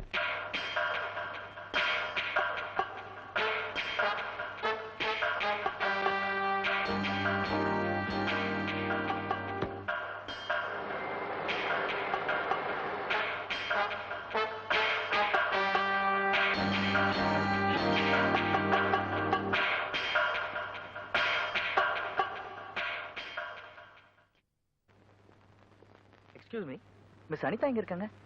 அதோ அங்க இருக்காங்க. நீங்க முடி எங்க சார் வெட்டுறீங்க? சுப்பையா சொன்னல, ஏன் கேக்குறீங்க? ஒண்ணு இல்ல, நீங்க பின்னாடி வச்சிருக்கீங்களே 4 முடி, அதை எடுத்து முன்னாடி வச்சீங்கன்னா பாக்குறதுக்கு இன்னும் கொஞ்சம் கவர்ச்சியா இருக்கும். சுப்பையா கிட்ட சொல்லுங்க. சொல்றாங்க. நீங்க ஏன் சிரிக்கிறீங்க? நானும் ரொம்ப நாளா சொல்றேன், இவரு கேட்க மாட்டேங்கிறாரு. நீங்க யாரு? நான் அவரோட wife. Good morning. Good morning. You look very beautiful. Oh, thank you. அப்படின்னு சொல்லலாம்னு இருந்தேன், ஆனா இந்த Dress மேட்ச் ஆகல. ரொம்ப கன்றாவியா இருக்கு. உங்களுக்கு என்ன விஷயம் சொல்றீங்களா? ஓகே, இத்தனை நாள் நீங்க தானே என்ன பேட்டி எடுத்தீங்க. இன்னைக்கு ஃபார் a சேஞ்ச் நான் உங்களை பேட்டி எடுக்கலாம்னு இருக்கேன். என்ன பேட்டி எடுக்க போறீங்களா? நான் என்ன நாவல் எழுதினேனா இல்ல அவார்டு வாங்கினேனா? இல்ல, நான் பேட்டின்னு மீன் பண்ணது உங்க பேட்டி இல்ல. எனக்கு கொஞ்சம் முக்கியமான டீடைல்ஸ் தேவைப்படுது. அதுக்கு உங்க உதவி வேணும். நம்ம கொஞ்சம் தனியா போய் பேசுவோமா? என்ன விஷயம் சொல்லுங்க. சுத்தி வளைக்காம சொல்றேன். இந்த உலகத்துல எனக்கு இருந்த ஒரே ஃப்ரெண்ட் ஜனார்தன். கொஞ்ச நாளைக்கு முன்னாடி தான் அவன் இறந்து போயிட்டான். இத்தனை நாளா அது ஒரு தற்கொலை நான் நினைச்சிட்டு இருந்தேன். பட் இப்போ அது ஒரு கொலையா இருக்குமோன்னு சந்தேகப்படுறேன். எப்படி சொல்றீங்க? ஜனாவோட பாடிய யாரோ கொண்டு வந்து ரயில்வே ட்ராக்ல போட்டிருக்காங்க. இத பார்த்த கேங்மேன் போலீஸ் ஸ்டேஷன்ல ரிப்போர்ட் பண்ணிருக்கான். அவனை சஸ்பெண்ட் பண்ணிட்டாங்க. ஜனாவோட ஃபாதர், மதர், சிஸ்டர் 3 பேரும் முதல்ல இத பத்தி கம்ப்ளைண்ட் பண்ணிருக்காங்க. ஆனா இப்போ அப்ரோச் பண்ண அத பத்தி பேசவே மாட்டேங்கிறாங்க, மறுப்புறாங்க. அதனால தான் இந்த கொலையில யாராவது பெரிய மனுஷங்க சம்பந்தப்பட்டிருப்பாங்களோன்னு நான் சந்தேகப்படுறேன். அப்போ எப்படிதான் உண்மையை கண்டுபிடிக்கிறது? வெளிச்சங்கிற பத்திரிக்கையில ஜனாவோட சாவு ஒரு கொலைதான நியூஸ் வந்திருக்கிறதா வக்கீல் சொன்னாரு. இப்போ நமக்கு அந்த பத்திரிக்கையோட காப்பி மட்டும் கிடைச்சதுன்னா ஃபர்தரா ப்ரொசீட் பண்றதுக்கு ஹெல்ப்ஃபுல்லா இருக்கும். அதுக்குதான் உன்னோட உதவி தேவை. That's no problem. நான் இன்னைக்கு கண்டுபிடிக்கிறேன். தேங்க்யூ.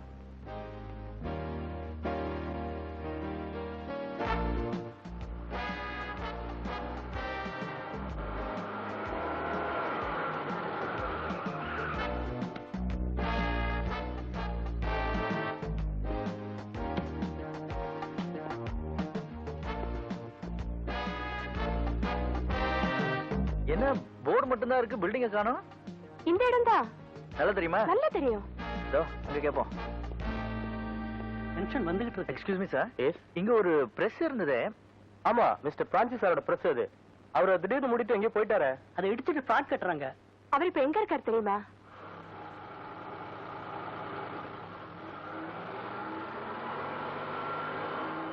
நமது இந்திய நாடு செல்வம் கொழிக்கும் நாடாக திகழ்ந்தது. அதனால் அதன் மீது மற்ற நாட்டவர்கள் போர் தொடுக்க ஆரம்பித்தார்கள். அதனால் பொருளாதாரம் சீர்குலைந்தது. இத கொஞ்சம் கோத்து குடுறா. பரிச்சருக்கு நான் படிக்கணும். அக்காலத்தில் நிர்வாகம் சிறப்பாக இருந்தது. நம் நாட்டு என்னால கோக்க முடியல, கோத்து குடுப்பா. பையனை ஏமா டிஸ்டர்ப் பண்றீங்க? பாவம் அவன் படிக்கட்டும். நான் சும்மா தானே இருக்கேன். நான் கொத்து கொடுக்குறேன். கொடுங்க. ஆற்றல்மிக்க அரசர்களுக்கு என் பேர் நரேந்திரன். இதுதானே மிஸ்டர் பிரான்சிஸோட வீடு? நீங்க உட்காருங்க உட்காருங்க உட்காருங்க. இவங்க பேரு அனிதா. இவங்க ஒரு ஜேர்னலிஸ்ட். நாங்க 2 பேரும் மிஸ்டர் பிரான்சிஸ பாக்கிறதுக்காக அவரோட பிரஸுக்கு போயிருந்தோம். ஆனா கொஞ்ச நாளைக்கு முன்னாடி அதை இடிச்சிட்டு தான் சொன்னாங்க. அப்படிங்க கோத்தாச்சு. பாத்து குத்திரி போகுது. மிஸ்டர் பிரான்சிஸ் வீட்டுல இருக்காருங்களா? அவருக்கு உடம்பு சரியில்லை, தோட்டத்துல படுத்திருக்காரு. ஜஸ்ட் 5 மினிட்ஸ்மா, அதுக்கு மேல அவரை டிஸ்டர்ப் பண்ண மாட்டோம். ஆமா.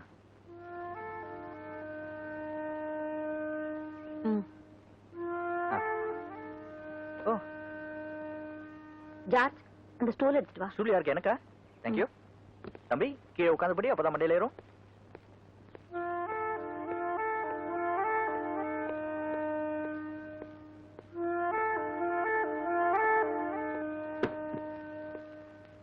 என்னங்க என்னங்க, உங்களை தேடிக்கிட்டு யாரோ பத்திரிக்கைக்காரங்க வந்திருக்காங்க. வணக்கம். என்ன வேணும்? உங்களுக்கு உடம்பு சரியில்லைன்னு உங்க வைஃப் சொன்னாங்க. என்ன உடம்புக்கு? உங்களுக்கு என்ன வேணும்னு கேட்டேன், அதுக்கு பதில் சொல்லுங்க. சார், வெளிச்சங்கிற உங்க பத்திரிக்கையில கொஞ்ச நாளைக்கு முன்னால ஜனார்தனங்கிற ஆளோட மரணத்தை பத்தி நியூஸ் வந்தது. அதை கேட்கத்தான் வந்திருக்கோம். ஜனா என்னோட க்ளோஸ் ஃப்ரெண்ட் சார். அவர் இறந்து போனப்ப நான் ஊர்ல இல்ல. அவரோட சாவு ஒரு கொலைன்னு உங்க பத்திரிக்கையில மட்டும்தான் வந்தது. அந்த நியூஸ் உங்களுக்கு எப்படி, எங்க? இந்த மாதிரி நியூஸ் என் பத்திரிக்கையில வந்ததா எனக்கு ஞாபகம் இல்ல. இல்ல சார், நிச்சயமா வந்திருக்கு. அந்த பேப்பரோட காப்பி கூட கார்ல இருக்கு. எடுத்து வரட்டுமா சார்? வேண்டாம், அதை நான் பார்க்க விரும்பல.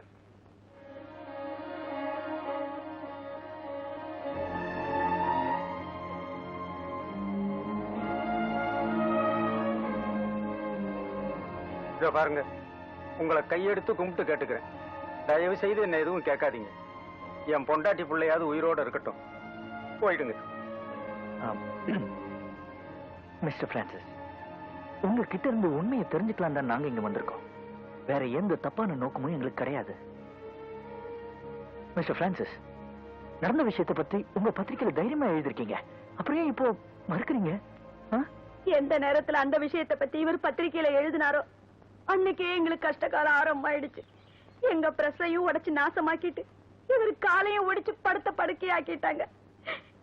எங்க புள்ள அனாதை ஆயிடக்கூடாதுங்கிற ஒரே காரணத்துக்காகத்தான் நாங்க என்ன தற்கொலை பண்ணிக்காம இருக்கோம்.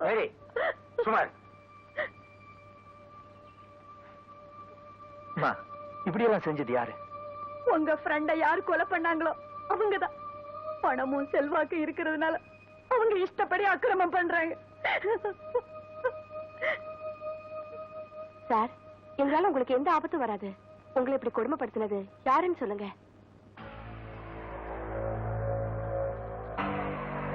சந்தோஷம். ஏண்டா பரதேசி, என்ன இது?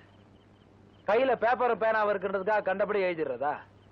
ஜனார்த்தனத்தை நாங்க தான் கொலை பண்ணோம். ஜனார்த்தனம் இல்ல, எங்க வழியில குறுக்க வர எந்த நாயா இருந்தாலும் இதுதான்டா கதி. ஞாபகம் வச்சுக்கோ. ஐயோ எப்பா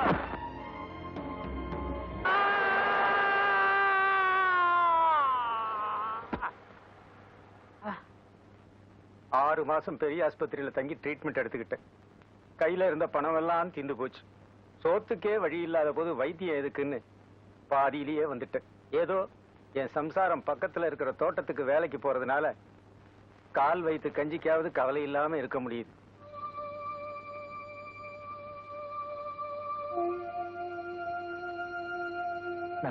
நாங்க வரோம் sir.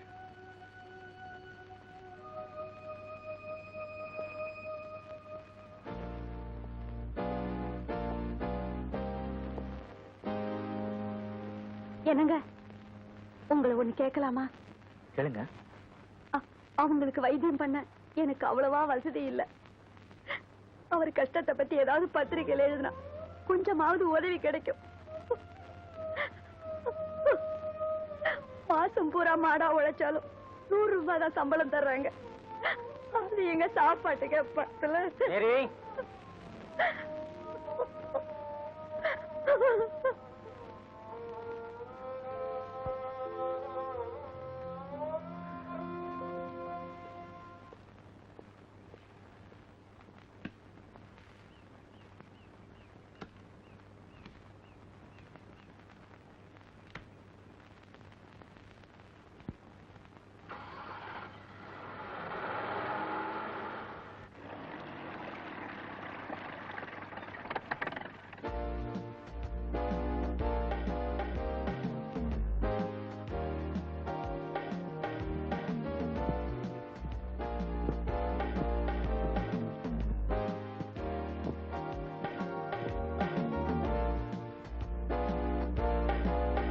Hello, good evening mister R K D, R K Devaraj.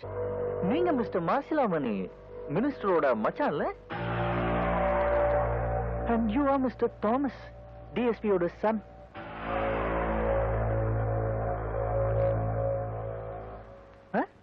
நீங்க 3 பேரும் நரேந்திரனோட வாண்டட் லிஸ்ட்ல இருக்கீங்க, உங்களுக்கு தெரியுமா? I am Narendran. அப்படி போங்க. இவங்க தான் இலக்கிய மன்றத்துல இருந்து வந்திருக்கிறாங்க. வணக்கம். உட்கார்ந்து பேசலாமே. Congratulations mister Narendran. உங்க நாவல் அவ்வளவு பிரமாதம், வாசகர்களுக்கு ரொம்ப பிடிச்சிருக்கு. தினசரி வாழ்க்கையில நடக்கிற சாதாரண நிகழ்ச்சிகளை வச்சு இப்படி ஒரு அற்புதமான நாவல் வேற யாராலையும் எழுத முடியாது. நீங்க 11ஆம் தேதி பரோல் முடிஞ்சு போயிடுவீங்கன்னு வக்கீல் சொன்னாரு. அத ஒரு வாரம் 10 நாள் தள்ளி போட முடியுமா? அப்ப ஒரு வாரம் உங்கள யாராவது உள்ள போய் இருக்க முடியுமா? பரவெல்லாம் தள்ளி போட முடியாதுங்க. அதுக்குள்ளே நீங்க நடத்துங்க. நான் இருக்கணும்னு அவசியம் இல்ல. என் நாவலுக்கு விழா நடத்துங்க, எனக்கு வேண்டாம். நோ, இந்த விழாவுடைய கதாநாயகனே நீங்க தான் சார். நீங்க வந்தாதான் இந்த விழாவே கலக்கட்டும். அப்போ ஒண்ணு பண்ணிடுவோம். மினிஸ்டர் இன்னைக்கே போய் பார்த்து 11ஆம் தேதிக்குள்ள ஒரு டேட்டா பிக்ஸ் பண்ணிடுவோம். எனக்காக ரொம்ப ட்ரெயின் பண்ணிக்க வேண்டாம். எப்படி நடக்குதோ நடக்கட்டும். என்ன சார் சொல்றீங்க? பின்ன என்னங்க, மந்திரியை பார்த்து ஆக வேண்டிய காரியத்தை செய்யுங்க. ஓடுங்க, புறப்படுங்க. என்னப்பா ரொம்ப டீப்பா எழுதுற? என்ன எழுதுற? கவிதை எழுதிட்டு இருக்கேன். கவிதையா? நானும் தான் எழுதுவேன். நீங்க கவிதை எழுதுவீங்களா? என்ன கவிதை எழுதிருக்கீங்க? சிந்து நதியின் மிசை நிலவினிலே. இந்த கவிதை நீங்க எழுதுனீங்களா? வெளியே போய் சொல்லாதீங்க, உதப்பான். எதுக்கு உதப்பான்? பள்ளிக்கூடத்துல வாத்தியார் சொல்ல நான் எழுதுனேன். எதுக்கு உதப்பானா? எதுக்கு உதப்பான்னு கணக்கே கிடையாதா? இதை விட பெட்டரா எழுது பாப்போம். ஏதாவது கலாட்டா பண்ணலாம், தூக்கம் வராத.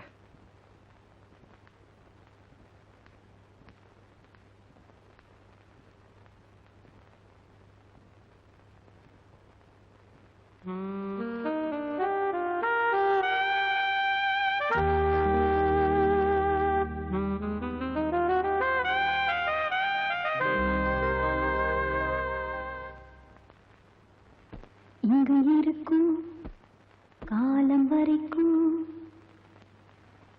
இந்த பறவை பாட்டு படிக்கும்.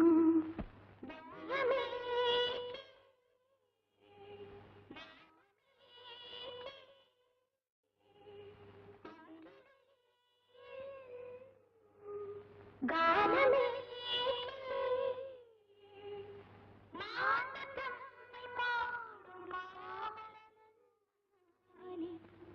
கொலையை பத்தி ஒன்னே யார் எழுத சொன்னா? What nonsense is this? நீ என்ன எழுதுற? உன் மனசுல என்ன நினைச்சிட்டு இருக்க நீ? இதுல இருக்கிறது அத்தனையும் உண்மை. ஜனார்தனோட மரணம் ஒரு கொலைதான். அத முதல்ல பத்திரிகையில எழுதினது பிரான்சிஸ். அவர்கிட்ட கஷ்டப்பட்டு நான் வாங்கிட்டு வந்திருக்கேன். இதை மட்டும் நம்ம பத்திரிகையில எழுதிட்டா பல பெரிய மனுஷங்களோட முகத்துல கிழியும் சார். அனிதா, வேண்டாத விஷயத்தெல்லாம் எழுதி வம்ப விலை கொடுத்து வாங்குற நீ.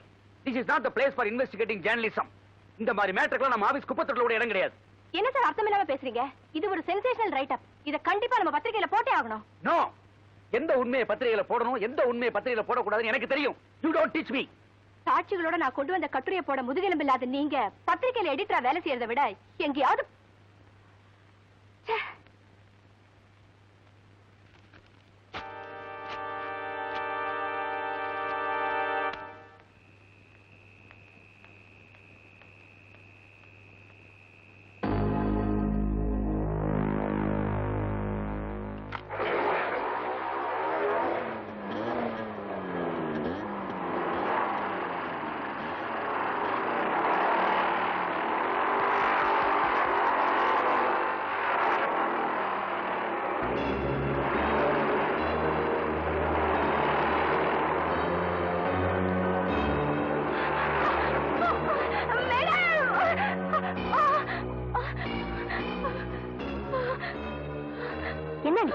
என்னன்னு தெரியல. அந்த மோட்டார் பைக்ல வந்தவங்க என் மேல மோத வந்தாங்க. சரி வா. அட, இதுக்கெல்லாம் போய் பயந்துகிட்டு நீ ஹாஸ்டலுக்குள்ள அடிக்கடி போயிட்டு வரத பாத்துருப்பானுங்க. ஆஹா, இதை தூக்கிட்டு போனா எப்படி இருக்கும்னு யோசிச்சிருப்பானுங்க. இப்போ எனக்கு என்ன கவலையா போச்சுன்னா, உனக்கே இந்த நிலைமைனா ஒரு அழகான பொண்ணுக்கு என்ன ஆகும் கொஞ்சம் யோசிச்சு பாரு. நான் சொல்றதோட சீரியஸ்னஸ் புரிஞ்சுக்காம கிண்டல் பண்ணாதீங்க. அன்னைக்கு நீங்க நேர்ல பாத்துருக்கணும்.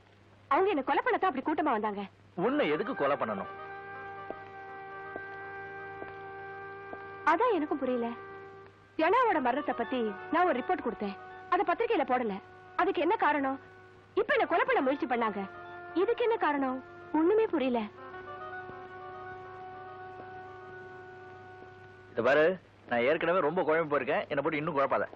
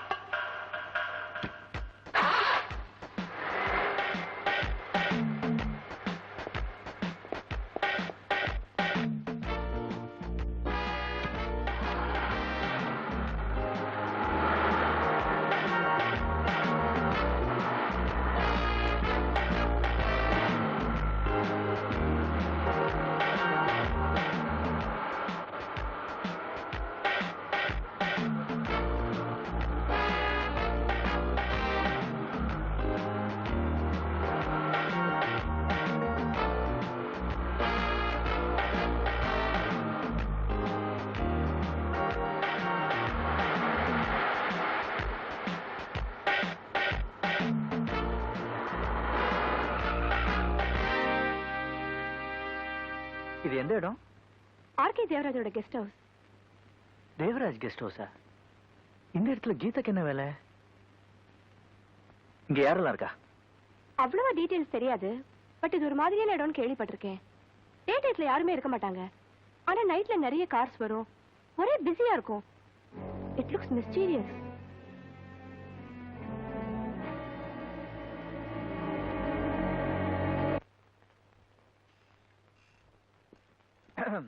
நான் கொஞ்சம் அவசரமா வெளியே போகணும். இந்த பாரு, விளையாடுறியா? நீ வந்து பரோல்ல வெளியில வந்திருக்கிற கைதி, என் கஸ்டடியில இருக்க. உன்னை நான் தனியா அனுப்பிச்சிட்டு மடியில நெருப்ப கட்டிக்கிட்டு இருக்கணுமா? நானும் உன்னோட வருவேன். நீங்க அங்க வரக்கூடாது சார், வந்தீங்கன்னா காரியமே கெட்டு போயிடும். என்னால ஒண்ணும் கெடாது, கண்டிப்பா நான் வருவேன்.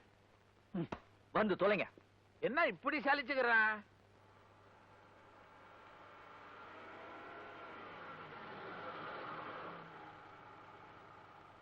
ஆமா, இப்ப நாம எங்க போறோம்?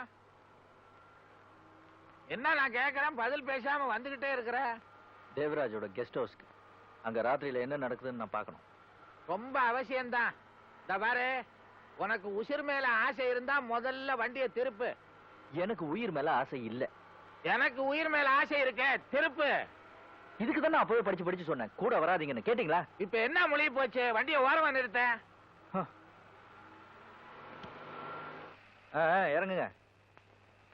இதுக்குதான் உங்க சைஸுக்கு தகுந்த மாதிரி ஒரு வண்டி வாங்கிக்கணும். போயிட்டு வந்துடுறேன். சீக்கிரம் வாயா, பேய் பிசாசுன்றாங்க, பயமா இருக்கு.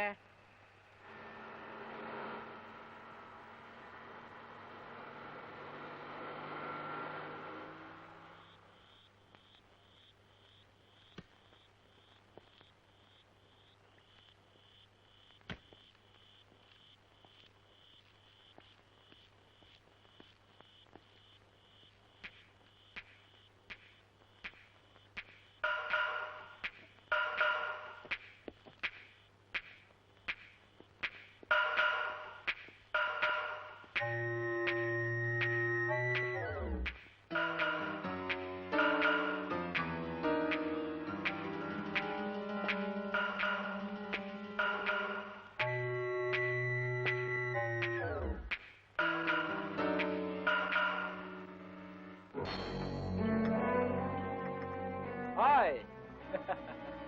Sit down, sir. Enjoy. என்ன அது? Brown sugar sir. ஜாக்கிரதை, சொன்ன நேரத்தை கொண்டு ஒப்படைக்கணும்.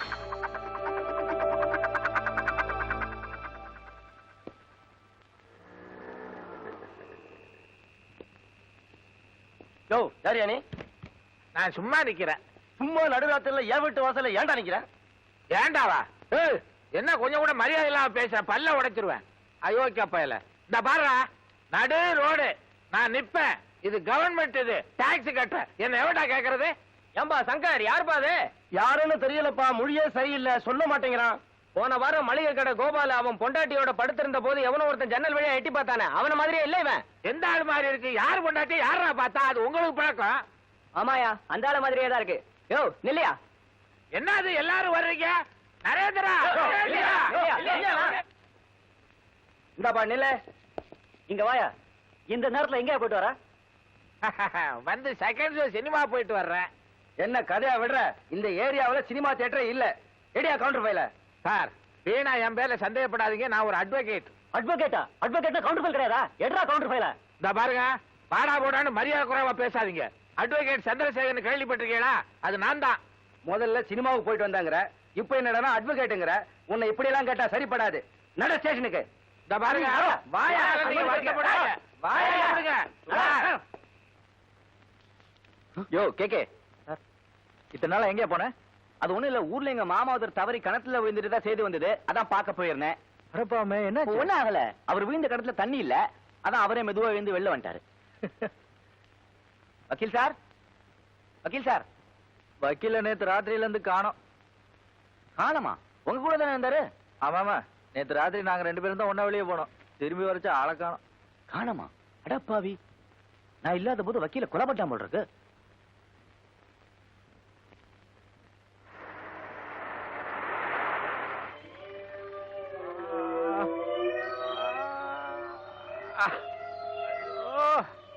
ஐயோ பயில வந்துட்டியா? நீ நினைச்ச உடனே போறதுக்கு வாரதுக்கு இது என்ன சத்திரம் நினைச்சியா? என்னடா உன்ன சொல்ற? அம்மா அம்மா அம்மா, டே கமலக்கண்ணா, ஏண்டா சொந்தன்னு வேற சொல்லிக்கிட்டு நீ போறது வாரதும் கேட்கறதுக்கு நாதி இல்லைன்னு நினைச்சியா? என்ன வக்கீல் சார், நேத்து ராத்திரி ஃபுல்லா ஆளைய காணோம். என்னாச்சு? காணாமே போயிருப்பேப்பா. தர்ம அடின்னு கேள்விதான் பட்டிருக்கேன். அது நேற்று தான் தெரிஞ்சுது. உடம்பு பூரா ஒத்தனை கொடுக்கணும். தவிட ரெடி பண்ணு, வெண்ணி எண்ணெய் போ. என்ன பாக்குற? ஒத்தனை கொடுத்துட்டு வர. அம்மா அப்பா, உன்னோட டிஸ்மிஸல் ஆர்டர். இனிமே நீங்க வேலைக்கு வர வேண்டாம். ஐ அம் சாரிம்மா, என்னோட முடிவு இல்ல, மேனேஜ்மெண்டோட முடிவு. சார், எதுக்காக என்ன வேலையை விட்டு அனுப்புறீங்க? நான் பண்ண தப்பு என்ன? தேவையில்லாத விஷயங்களை தேடி அலையறதா உன் தப்பு. யோசிச்சு பாருங்க சார், இந்த பத்திரிக்கைக்காக நான் எவ்வளவு உழைச்சிருக்கேன், எவ்வளவு கஷ்டப்பட்டிருக்கேன். இந்த உழைப்ப உன் அனுபவமா வச்சுக்க. வேற இடத்துல வேலைக்கு முயற்சி பண்ணு, உன் திறமைக்கு கண்டிப்பா கிடைக்கும். சார், நான் கடவுள் ஒரு கதவு மூடினார்னா இன்னொரு கதவு நிச்சயமா திறப்பாருமா, கவலைப்படாது.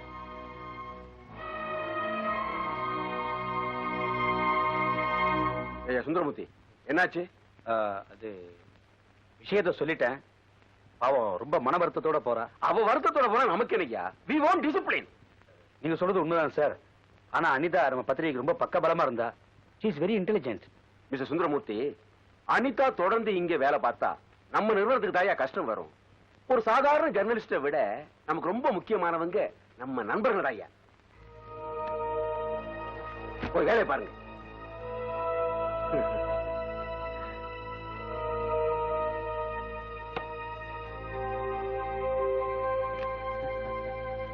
சந்தோஷம். எனக்கு ஒரு ஆசை இருக்கு. ஏதாவது ஒரு மினிஸ்டரை பார்த்து நீங்க அவார்டு வாங்கின பெரிய எழுத்தாளருங்கிறத சொல்லி உங்க தண்டனையை குறைக்க சொல்லி கேட்கலான்னு இருக்கேன். அனிதா, நான் ஒரு அவார்ட் வாங்கின எழுத்தாளனா இருக்கலாம். ஆனா சட்டத்துக்கு முன்னாடி நான் ஒரு கொலை குற்றவாளி. ஏன் வீணா உன் டைம் வேஸ்ட் பண்றேன்? இல்ல, நான் முயற்சி பண்ணா நிச்சயம் ஜெயிப்பேன். எனக்கு தன்னம்பிக்கை இருக்கு. நீங்களும் நானும் சேர்ந்து கண்டுபிடிக்க வேண்டிய இன்னொரு முக்கியமான விஷயமும் இருக்கு. ஜனாவோட மரணம் இயற்கையான சாவோ இல்ல தற்கொலையோ நிச்சயமா இல்ல. அதுக்குள்ள ஒரு பெரிய மர்மமே இருக்கு. இத பத்தி தன் பத்திரிகையில எழுதினாரே பிரான்சிஸ். அவர் ஒரு முக்கியமான சாட்சி. இந்த மாதிரி தேட ஆரம்பிச்சோம்னா நமக்கு இன்னும் நிறைய சாட்சிகள் கிடைக்கும்.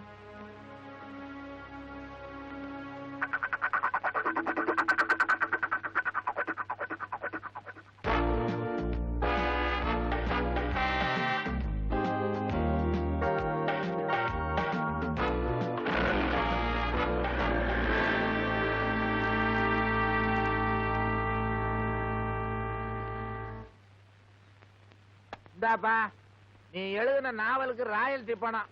முதல் எடிஷன்லாம் தீர்ந்து போச்சா, 2வது எடிஷன் வேற போட போறாங்களாம். ஆமா, அந்த பணத்தை எல்லாம் என்ன பண்ண போற?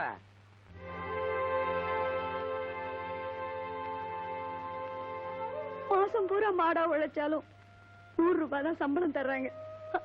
அது எங்க சாப்பாட்டுக்கே பத்தல.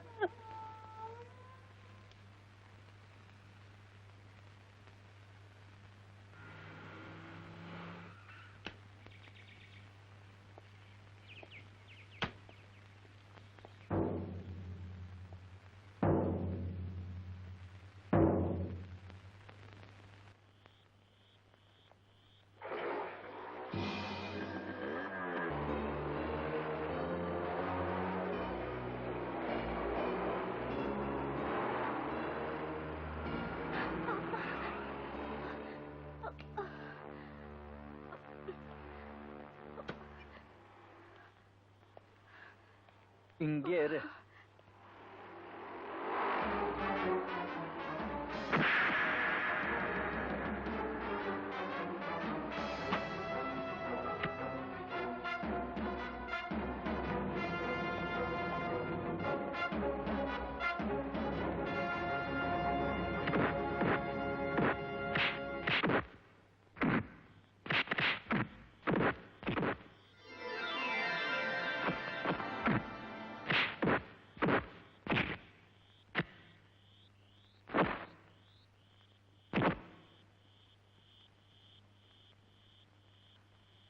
Get in.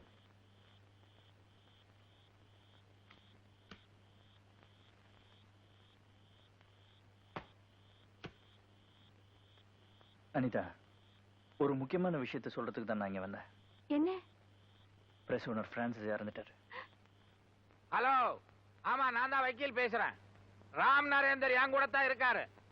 டேய், யாரை என் கூட தங்க வைக்கணும் தங்க வைக்க கூடாதுன்னு நான் முடிவு பண்ணணும். பிளடி ஃபூல், வைடா போன. என்ன சார், போன்ல யாராவது மிரட்டுறாங்களா? என்ன மிரட்டுறதுக்கு எவனுக்குப்பா தைரியம் இருக்கு? இல்ல சார், எனக்கு தெரியும். நான் உங்க கூட தங்கி இருக்கிறதுனால தான் உங்களுக்கு இந்த ப்ராப்ளம். என்ன சொல்ற நீ? டெலிபோன் தானே வந்தது, ப்ராப்ளம் எங்க இருந்து வந்தது? சார், இன்னும் கொஞ்ச நாள் என்னோட பரோல் முடிய போகுது. அது வரைக்கும் நான் ஏதாவது ஒரு ஹோட்டல்ல தங்கி இருக்கேனே, என்னால உங்களுக்கு ஏன் வீண் சிரமம்? என்னப்பா அர்த்தம் இல்லாம பேசுற? டெலிபோன்ல மிரட்டுறவனுக்கும் மொட்டை கடுதாசி எழுதி போடுறவனுக்கும் பயந்தா முடியுமா? நரேந்திரா, உன்கிட்ட கொஞ்ச நாள் தான் பழகுனேன். ஆனா உன்னை பத்தி என்ன நினைக்கிறேன் தெரியுமா? உன்ன மாதிரி எனக்கு ஒரு தம்பி இருந்திருக்கப்படாதான்னு தோணுதுப்பா. எங்க அம்மா என்ன ஒரே பிள்ளையா பெற்று தவிக்க விட்டு போயிட்டாளேன்னு ரொம்ப வருத்தப்படுறேன்ப்பா.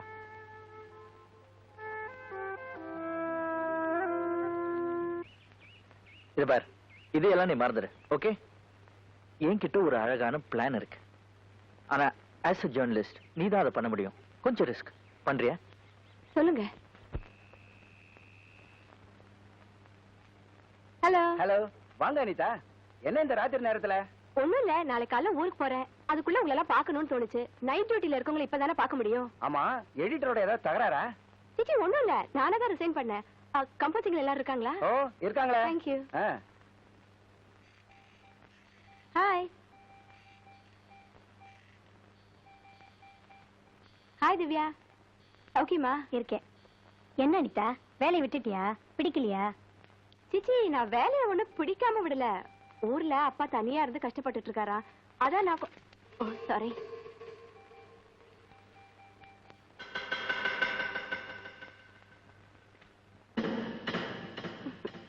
வரட்டுமா? சரி.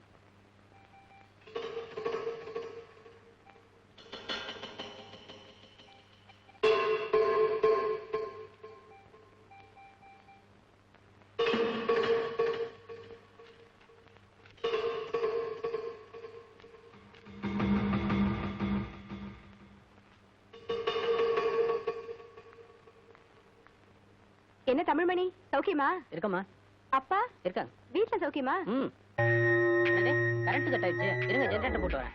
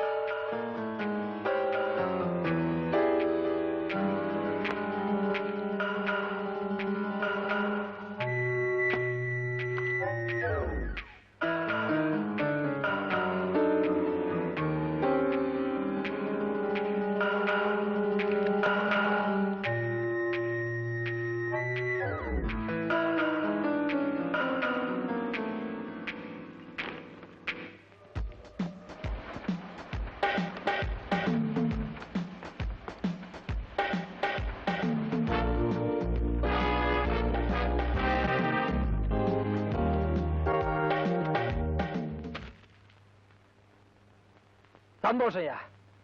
கூடவே பழகிட்டு எனக்கே குழி வெட்டிட்டீங்கல்ல. கடைசியில் உங்க புத்தியை காமிச்சிட்டீங்க. நான் சொல்றேன், மூடி வச்சிருந்த விஷயத்தை முதல் பக்கத்துல போட்டு என் மானத்தை வாங்கிட்டீங்களா? ஏயா, எத்தனை நாள் கை நீட்டி என்கிட்ட HSK வாங்கி குடிச்சிருப்ப? எப்படியா என் முதல்ல குத்துறது மனசு வந்து உனக்கு? மிஸ்டர் தேவராஜ், அவசரப்பட்டு பேசாதீங்க. இப்படி ஒரு செய்தி எங்க பத்திரிகையில வரப்போகுதுன்னு சத்தியமா எங்க யாருக்குமே தெரியாது. வேணும்னா நீங்க சுந்தரமூர்த்தியை கேட்டு பாருங்க. உங்களுக்கே தெரியாம உங்க பத்திரிகையில் நியூஸ் வந்துச்சுன்னா அப்புறம் நீங்க 2 பேரும் எதுக்கு அங்க இருக்கீங்க? சார் நான் உண்மையை சொல்றேன் சார். லாஸ்ட் எடிஷன்ல மட்டும்தான் இந்த நியூஸ் வந்திருக்கு. ஏற்கனவே ஒட்டி இருந்த மேட்டர் பிச்சுட்டு இந்த மேட்டர் போட்டிருக்காங்க. ப்ரூஃப் ரீடிங் முடிஞ்சு மேட்டர் போனதுக்கு அப்புறம் தான் இது நடந்திருக்கு. யோ, சட்டசபை நடந்துட்டு இருக்க நேரம் அது. எவனாவது கிளற ஆரம்பிச்சனா எவன் மாட்டுவான் தெரியுமா உங்களுக்கு? இதுக்கெல்லாம் யார் யார் பொறுப்பு? தேவராஜ் சார், எங்க ஸ்டாஃப்ஸ் எல்லாரையும் கூப்பிட்டு விசாரிச்சு பார்த்தோம். ஆனா யாருக்கு எதுவுமே தெரியாதுன்னு சொல்றாங்களே. லாஸ்ட் எடிஷன் பிரிண்ட் ஆயிட்டு இருக்கும்போது அந்த பொண்ணு இங்க வந்துதான். அப்போ கரண்ட் கட் ஆயிருக்கு. மத்தபடி வெளியாட்கள் யாரும் இங்க வரலீங்க. பொண்ணு வந்துச்சா? யாரு அந்த பொண்ணு? அதான் நம்ம வேலையை விட்டு நிறுத்தணுமே, அந்த பொண்ணு அனிதா, அவதான் சார். அனிதா, சந்தோஷம். எங்க போயிருக்க அந்த துமுர் பிடிச்ச அனிதா? கூப்பிட அவள வெளியே. அவ இங்க இல்ல, நேத்திக்கே போயிட்டா. போய் சொல்லாத. உண்மையதாங்க சொல்றேன். திடீர்னு ஊருக்கு போகணும்னு பர்மிஷன் கேட்டா, நான் தான் போயிட்டு வான்னு அனுப்பி வச்சேன்.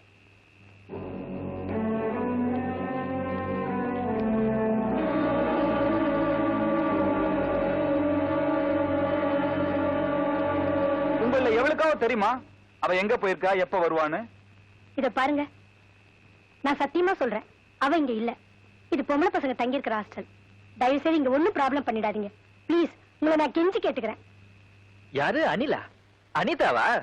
ஜேர்னலிஸ்ட்னு ஒரு ஜோனா பையன் மாட்டின்னு சுத்துமே அந்த பொண்ணா? ஐயோ, அது சரியான அட்டப்பூச்சியாச்சே. என்கிட்ட கூட இன்டர்வியூ கூட பின்னாடியே சுத்தி வந்தா. நானும் பொறுத்து பார்த்தேன். இந்த பாருமா, என்கிட்ட சொல்றதுக்கு ஒண்ணுல என்ன விட்டுன்னு கெஞ்சி கேட்டுக்கிட்டேன்.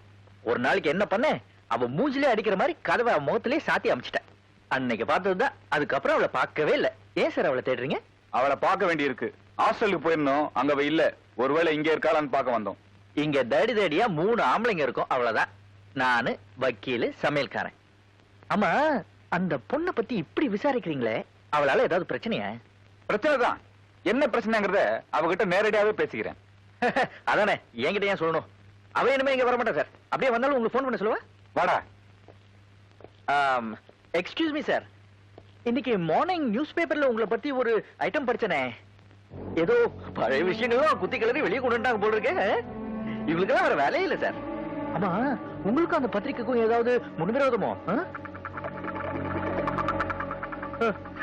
ஐயோ, கேட்க கூடாது கேட்ட போல இருக்கு. I'm so sorry. நான் இந்த மாதிரி தான் ஏதாவது கச்சா முச்சான்னு கேட்டு உங்களுக்கு எல்லாம் டென்ஷன் உண்டாக்கி.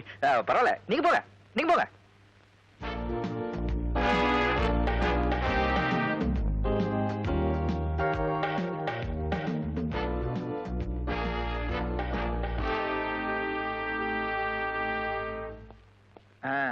வக்கீல் சார், நாம வச்சது சரியான டைம் பாம். அதுல ஆடி போயிருக்கானுங்க. இந்த பாரு, நீ ஏதோ அசட்டு தைரியத்துல செய்யற, அவனுங்க பயங்கரமானவனுங்க. நீங்க ஏன் சார் பயப்படுறீங்க? இன்னைக்கு காலையில நியூஸ் படிச்ச உடனே ஜனங்களுக்கு எல்லாம் உண்மையை தெரிஞ்சுக்கணுங்கிற இன்ட்ரெஸ்ட் வரும்ல. நரேந்திரா, அவார்டு ஃபங்க்ஷன் முடிஞ்ச உடனே நீ பாட்டுக்கு ஜெயிலுக்கு போற. இந்த பொண்ணோட நிலைமையை யோசிச்சு பாத்தியா?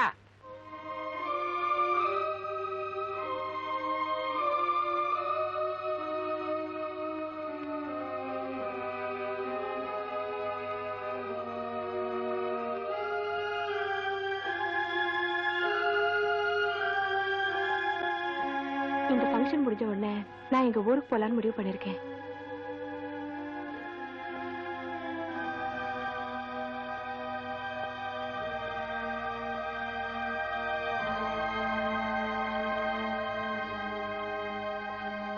ஃபங்க்ஷன் முடிஞ்சது மறுபடியும் ஜெயில் வாழ்க்கை. யோசிச்சு பார்க்கும்போது நான் பரவல்ல வராமலே இருந்துக்கலாம்னு கூட தோணுது.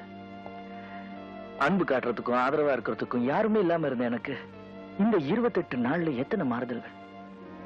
வறண்டு போயிருந்த என்னுடைய வாழ்க்கையில ஒரு பிடிப்பு ஏற்படுத்தினதே நீயும் வக்கீல் சார் தான். இந்த புது சொந்தத்தை விட்டுட்டு மறுபடியும் நான் ஜெயிலுக்கு போகணும்னு நினைக்கிறப்ப என்னமோ எனக்குள்ள ஏதோ. அனிதா, நீ என்ன பார்க்காமலே இருந்திருக்கலாம்.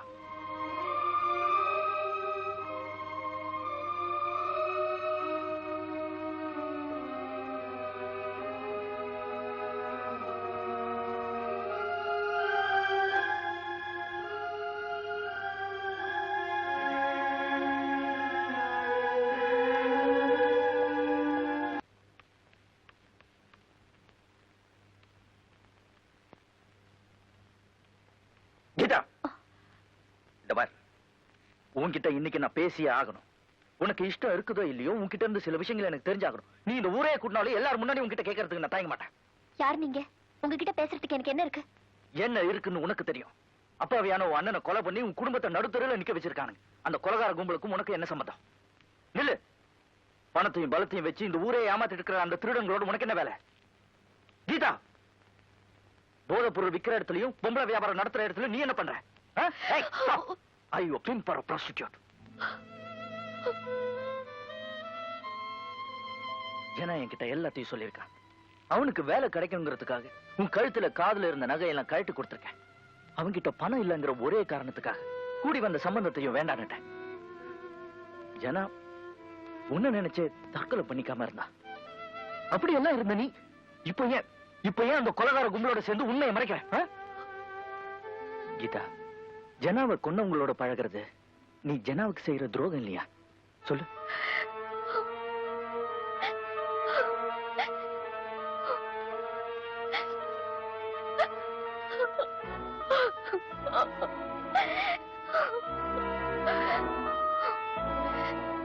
சொல்றேன், எனக்கு எல்லா உண்மையும் தெரியும். சாவுல இருந்து எங்க அண்ணனை நீங்க தான் காப்பாத்துனீங்கன்னு எனக்கு தெரியும். என் கண்ணை செஞ்ச கொலைய நீங்க செஞ்சதை ஒத்துக்கிட்டு தண்டனை அனுபவிக்கிறீங்கன்னு எனக்கு முன்னாடியே தெரியும். என் கண்ணை என்கிட்ட எல்லா விஷயத்தையும் முன்னாடியே சொல்லிடுச்சு. ஆனா நீங்க காப்பாத்தின எங்க அண்ணனை எங்களால காப்பாற்ற முடியல.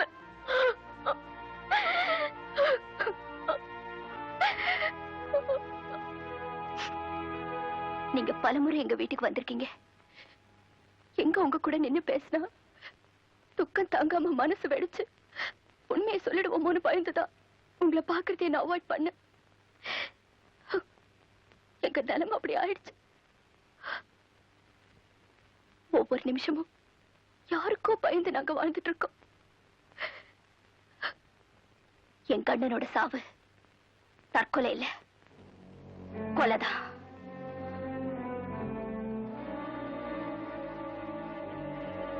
சார், தேவராஜ் சார் உங்களை கூட்டிட்டு வர சொன்னாரு. நாளைக்கு காலைல வரேன்னு சொல்லு. வாமா கண்ணு, அங்க போய் பேசிக்கலாம். சொன்னல நாளைக்கு காலைல வரேன்னு. டேய், வாடானா நின்னு பேசிட்டு இருக்கான். டேய், ராங் பண்ண அள்ளி கொண்டு போய்டுவோம்.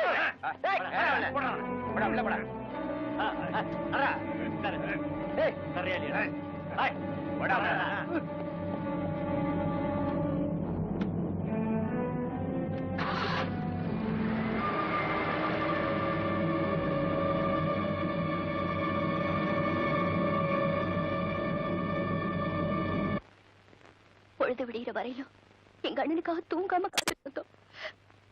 ஆனா அவரு வரல. காலையில யாரோ ஒருத்தர் வந்து சொன்னாரு, எங்க அண்ணன் ரயில் முன்னால விழுந்து தற்கொலை பண்ணிட்டார்.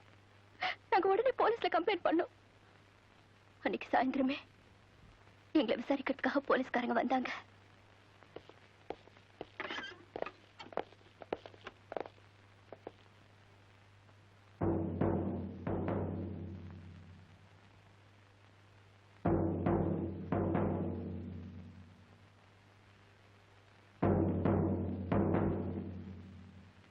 நீங்க ரெண்டு பேரும் கொஞ்சம் போலீஸ் ஸ்டேஷன் வரைக்கும் வரணும். என்ன விஷயம்? நீங்க கொடுத்த கம்ப்ளைண்ட் பத்தி விசாரிக்கணும். வாங்க.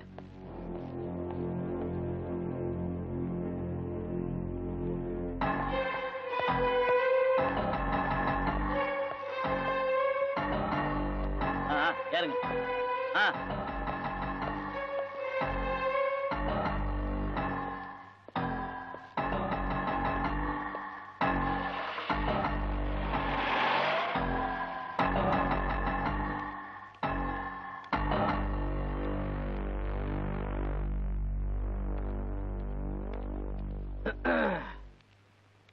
ஏன் பெரியவரே, உங்க பையனோட சாவை பத்தி போலீஸ்ல போய் கம்ப்ளைண்ட் பண்ணீங்களா? அவங்களால எங்களை என்ன பண்ண முடியும்னு நினைக்கிறீங்க? நீங்க இப்படி பண்ணிருக்கலாம். நேரா என்கிட்ட வந்து சொல்லிருந்தீங்கன்னா நானே ஒரு என்கொயரி வச்சு உங்க பையன் ஏன் செத்தான், எப்படி செத்தான்னு கண்டுபிடிச்சிருப்பேன். எப்படின்னு கேக்குறீங்களா? அவர் உட்காந்துட்டு இருக்காரா, நாடிய பார்த்து பயந்துடாதீங்க. அவர் டிஎஸ்பியோட புள்ள. பக்கத்துல உட்காந்துட்டு இருக்கார வெள்ளையும் ஜல்லையுமா, அவர் மந்திரியோட மச்சான். என்கொயரி பண்றதுக்காக போலீஸ் கூட்டிட்டு போறேன்னு சொல்லி எதுக்காக எங்களை இங்க கூட்டிட்டு வந்திருக்கீங்க? பெரியவரே, இது ஒரு வகையில போலீஸ் ஸ்டேஷன் மாதிரி தான். எப்படின்னு கேக்குறீங்களா? எல்லா சட்டங்களையும் அமலுக்கு கொண்டு வர்றது இங்கதான். கீதா, நாம ஏதோ தப்பான இடத்துக்கு வந்துட்டோம் போல இருக்குமா. வாமா போலாம். யோ கொஞ்சம் நில்லியா. இது ஒன் வே டிராபிக் மாதிரி, அதுலயும் டெட் எண்ட். சில விஷயங்களை இங்க பேசி தீர்மானம் பண்ணதுக்கு அப்புறம் தான் உங்களை வெளியில அனுப்புவோம். அயோக்கிய நாயங்களா, என்கிட்ட படிச்சவங்க நூத்துக்கணக்கான பேர் இந்த ஊர்ல இருக்காங்க. அவங்கள வச்சு என் மகனை கொலை பண்ணினது யாருன்னு கண்டுபிடிச்சு அவங்கள நான் பழி வாங்குறேன். ஊருக்கு உங்களை பத்தி நான் வெளிச்சம் போட்டு காட்டுறேன். நல்லா பெரிய சீரியல் லைட்டா போட்டு காட்டு. ஐயோ, கீதா.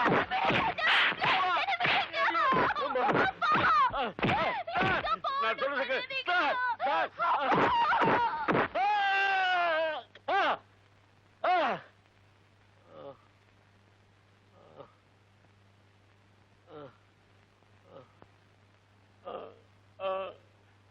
உங்களுக்கு ஜனான்னு ஒரு பையன் இருந்தான், அவன் தற்கொலை பண்ணிக்கிட்டான், அப்படித்தானே? ஆமா, அவன் தற்கொலை தான் பண்ணிக்கிட்டான். கரெக்ட். இனிமே உங்க பையனை பத்தி யார் கேட்டாலும் இப்படிதான் சொல்லுவீங்க இல்லையா? ஆமா, அப்படிதான், அப்படியே நான் சொல்லுவேன். சந்தோஷம்.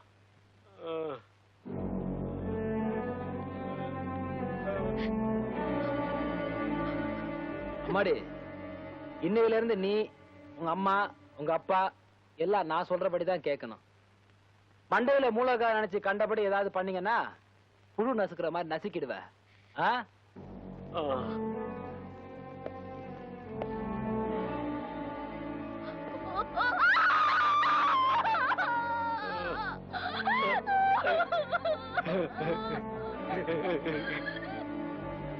அதுக்கப்புறம் எங்களை அவங்க அடிமை மாதிரி நடத்த ஆரம்பிச்சாங்க. எங்களுக்கும் வேற வழி இல்லாம போச்சு. சாவுக்காக நான் பயப்படல. ஆனா வயசான எங்க அப்பா அம்மாவுக்கு ஆதரவு தர வேற யாரும் இல்லையே. அதுக்கப்புறம் அவங்க கூப்பிடும் போதெல்லாம் நான் போவேன், வருவேன், அவங்க செய்ய சொல்ற வேலையெல்லாம் செய்வேன்.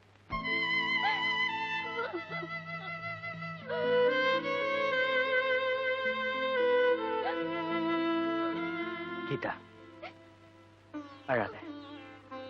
உங்களுக்கு உதவி பண்ண யாரும் இல்லைன்னு நீ கவலைப்படாத. ஜனாவோட இடத்துல இருந்து உங்களுக்கு உதவி பண்ண நான் இருக்கேன்.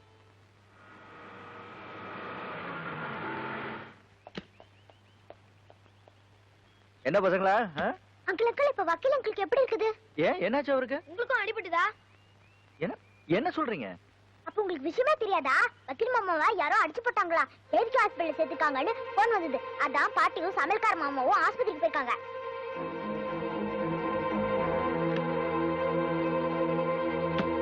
வக்கீலு, கெட்ட நேரத்துலயும் உங்களுக்கு ஒரு நல்ல நேரம் தான். கன்னத்துல பட்டு அடி கண்ணுல பட்டிருந்தா என்ன ஆயிருக்கும்?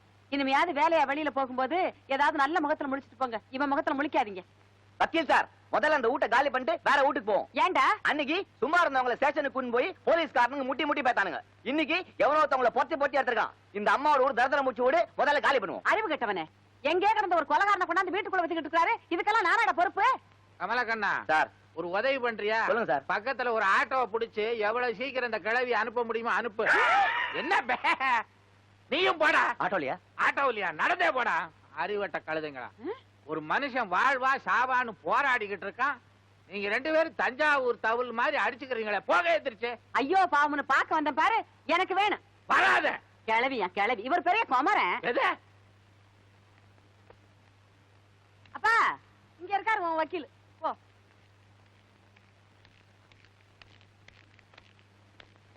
வக்கீல் சார், என்னாச்சு? எப்படி உங்களுக்கு இப்படி அடிபட்டுச்சு? ஐயோ, அதையா கேக்குற? 3 குத்து, 7 அடி, 4 உத. சொல்லக்கூடாத இடத்துல எல்லாம் அடிச்சானுங்கப்பா.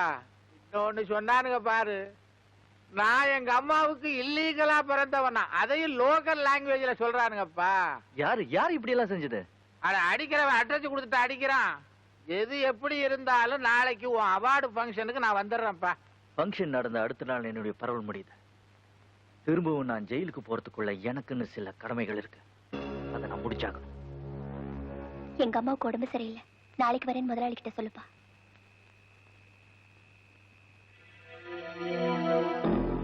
வண்டியில ஏறு.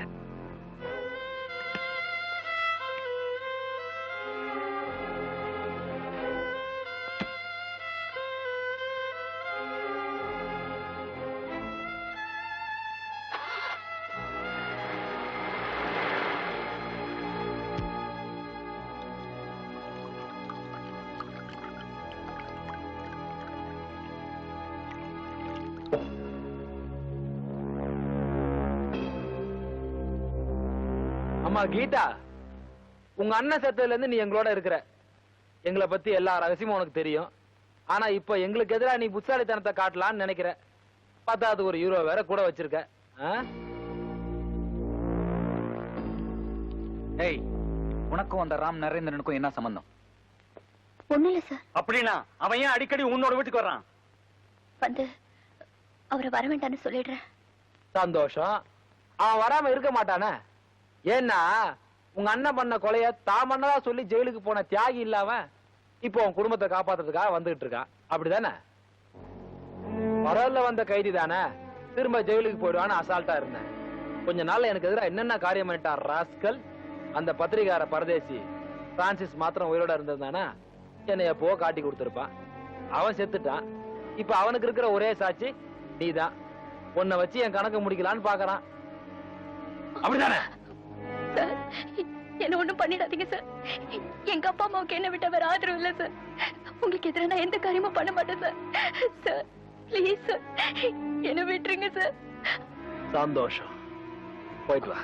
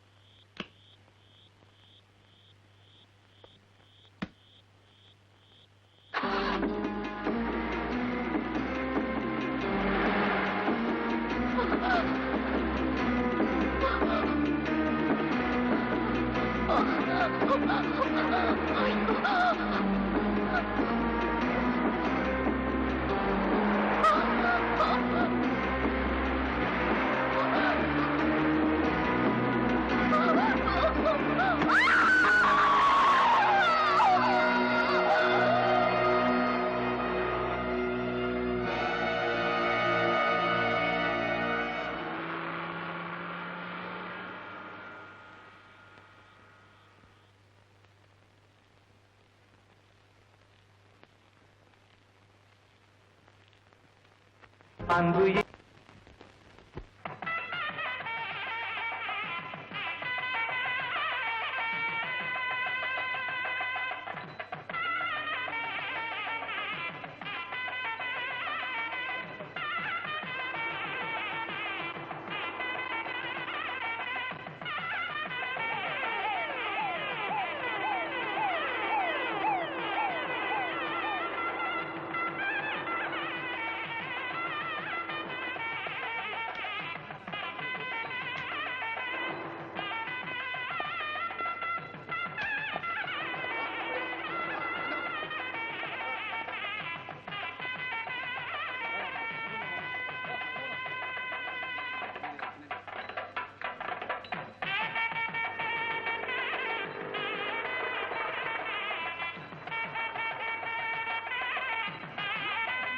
இன்னும் நரேந்திரன் வரலம்மா. அப்படியா? அதான் பாத்துக்கிட்டு இருக்கேன்.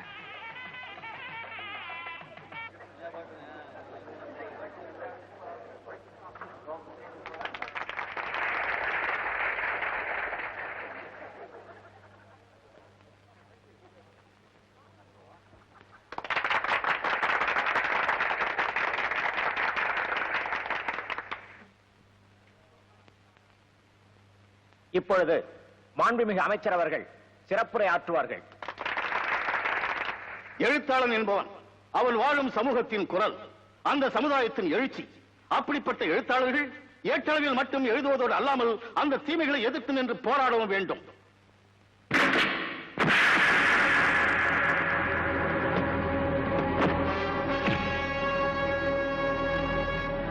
டிஎஸ்பியோட மகன் ஊரை ஏமாத்தி ஐபி கொடுத்த பொறுக்கி, நீ மந்திரியோட மச்சான். 3 பேருமா சேர்ந்து ஊரை அழிக்க புறப்பட்டீங்களா?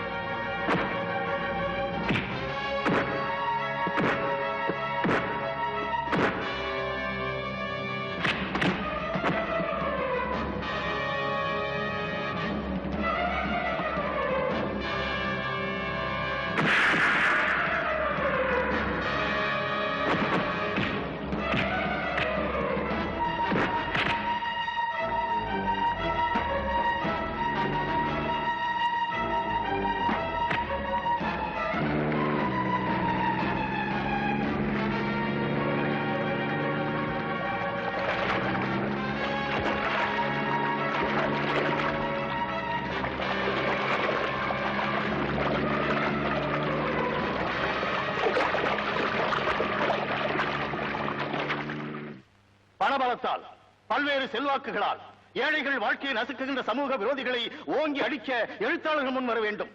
அது அவர்களால் தான் முடியும்.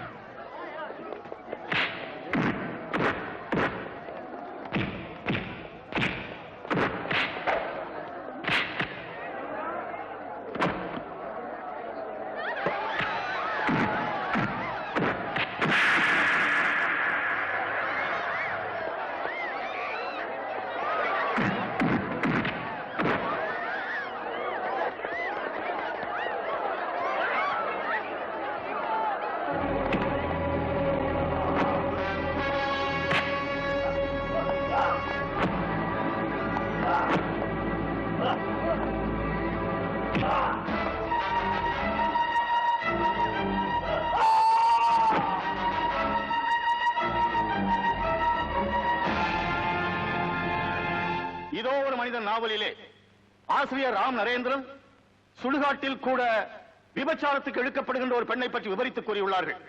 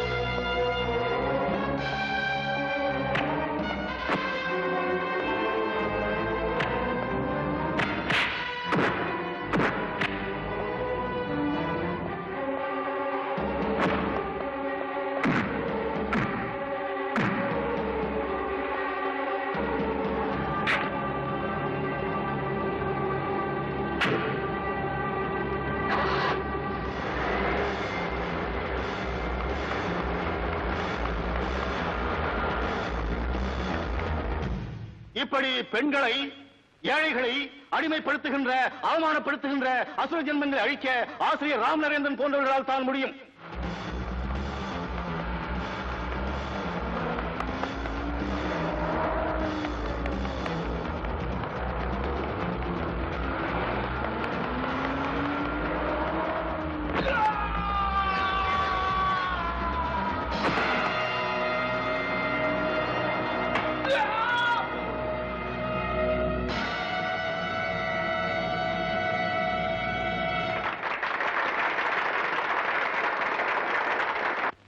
இப்பொழுது மாண்புமிகு அமைச்சர் அவர்கள் இதோ ஒரு மனிதன் புஸ்தகம் சம்பந்தப்பட்டவர்களுக்கு பரிசுகள் வழங்குவார்கள்.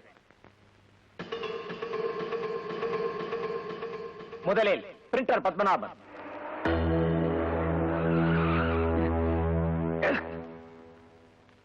அடுத்து பப்ளிஷர் ரங்கநாதன்,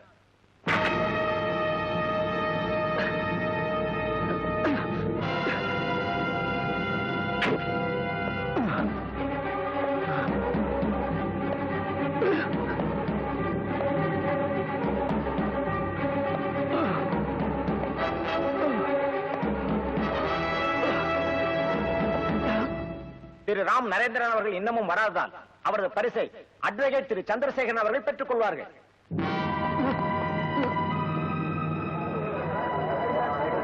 நரேந்திரா, நரேந்திரா என்னப்பா என்ன ஆச்சு? ஐயோ என்னப்பா இது?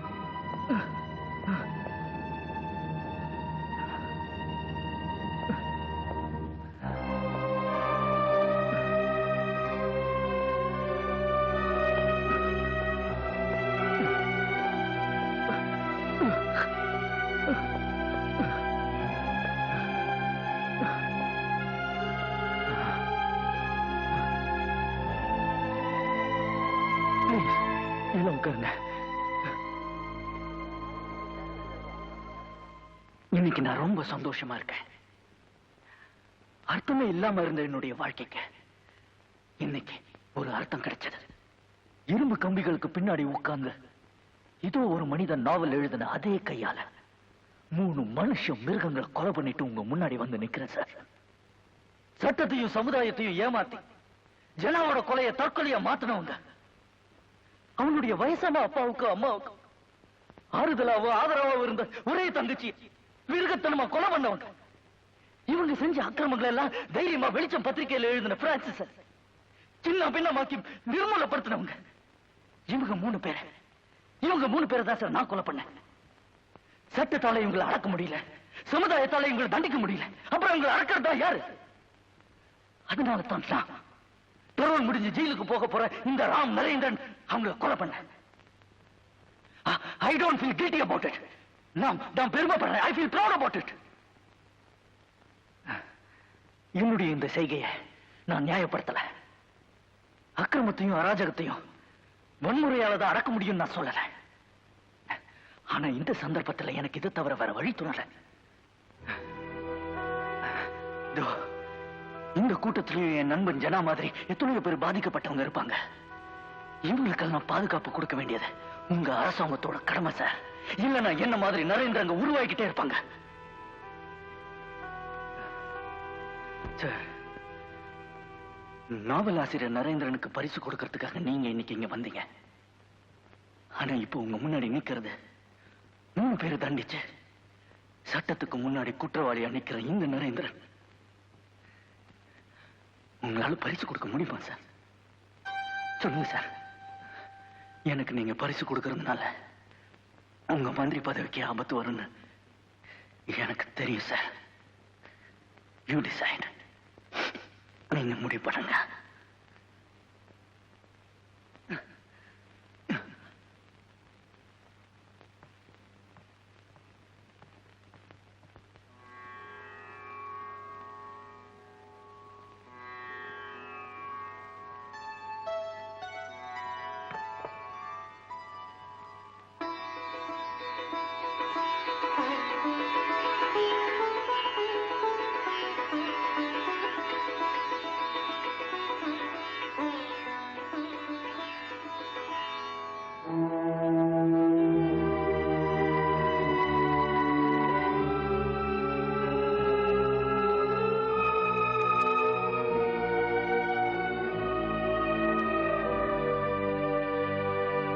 நரேந்திரா,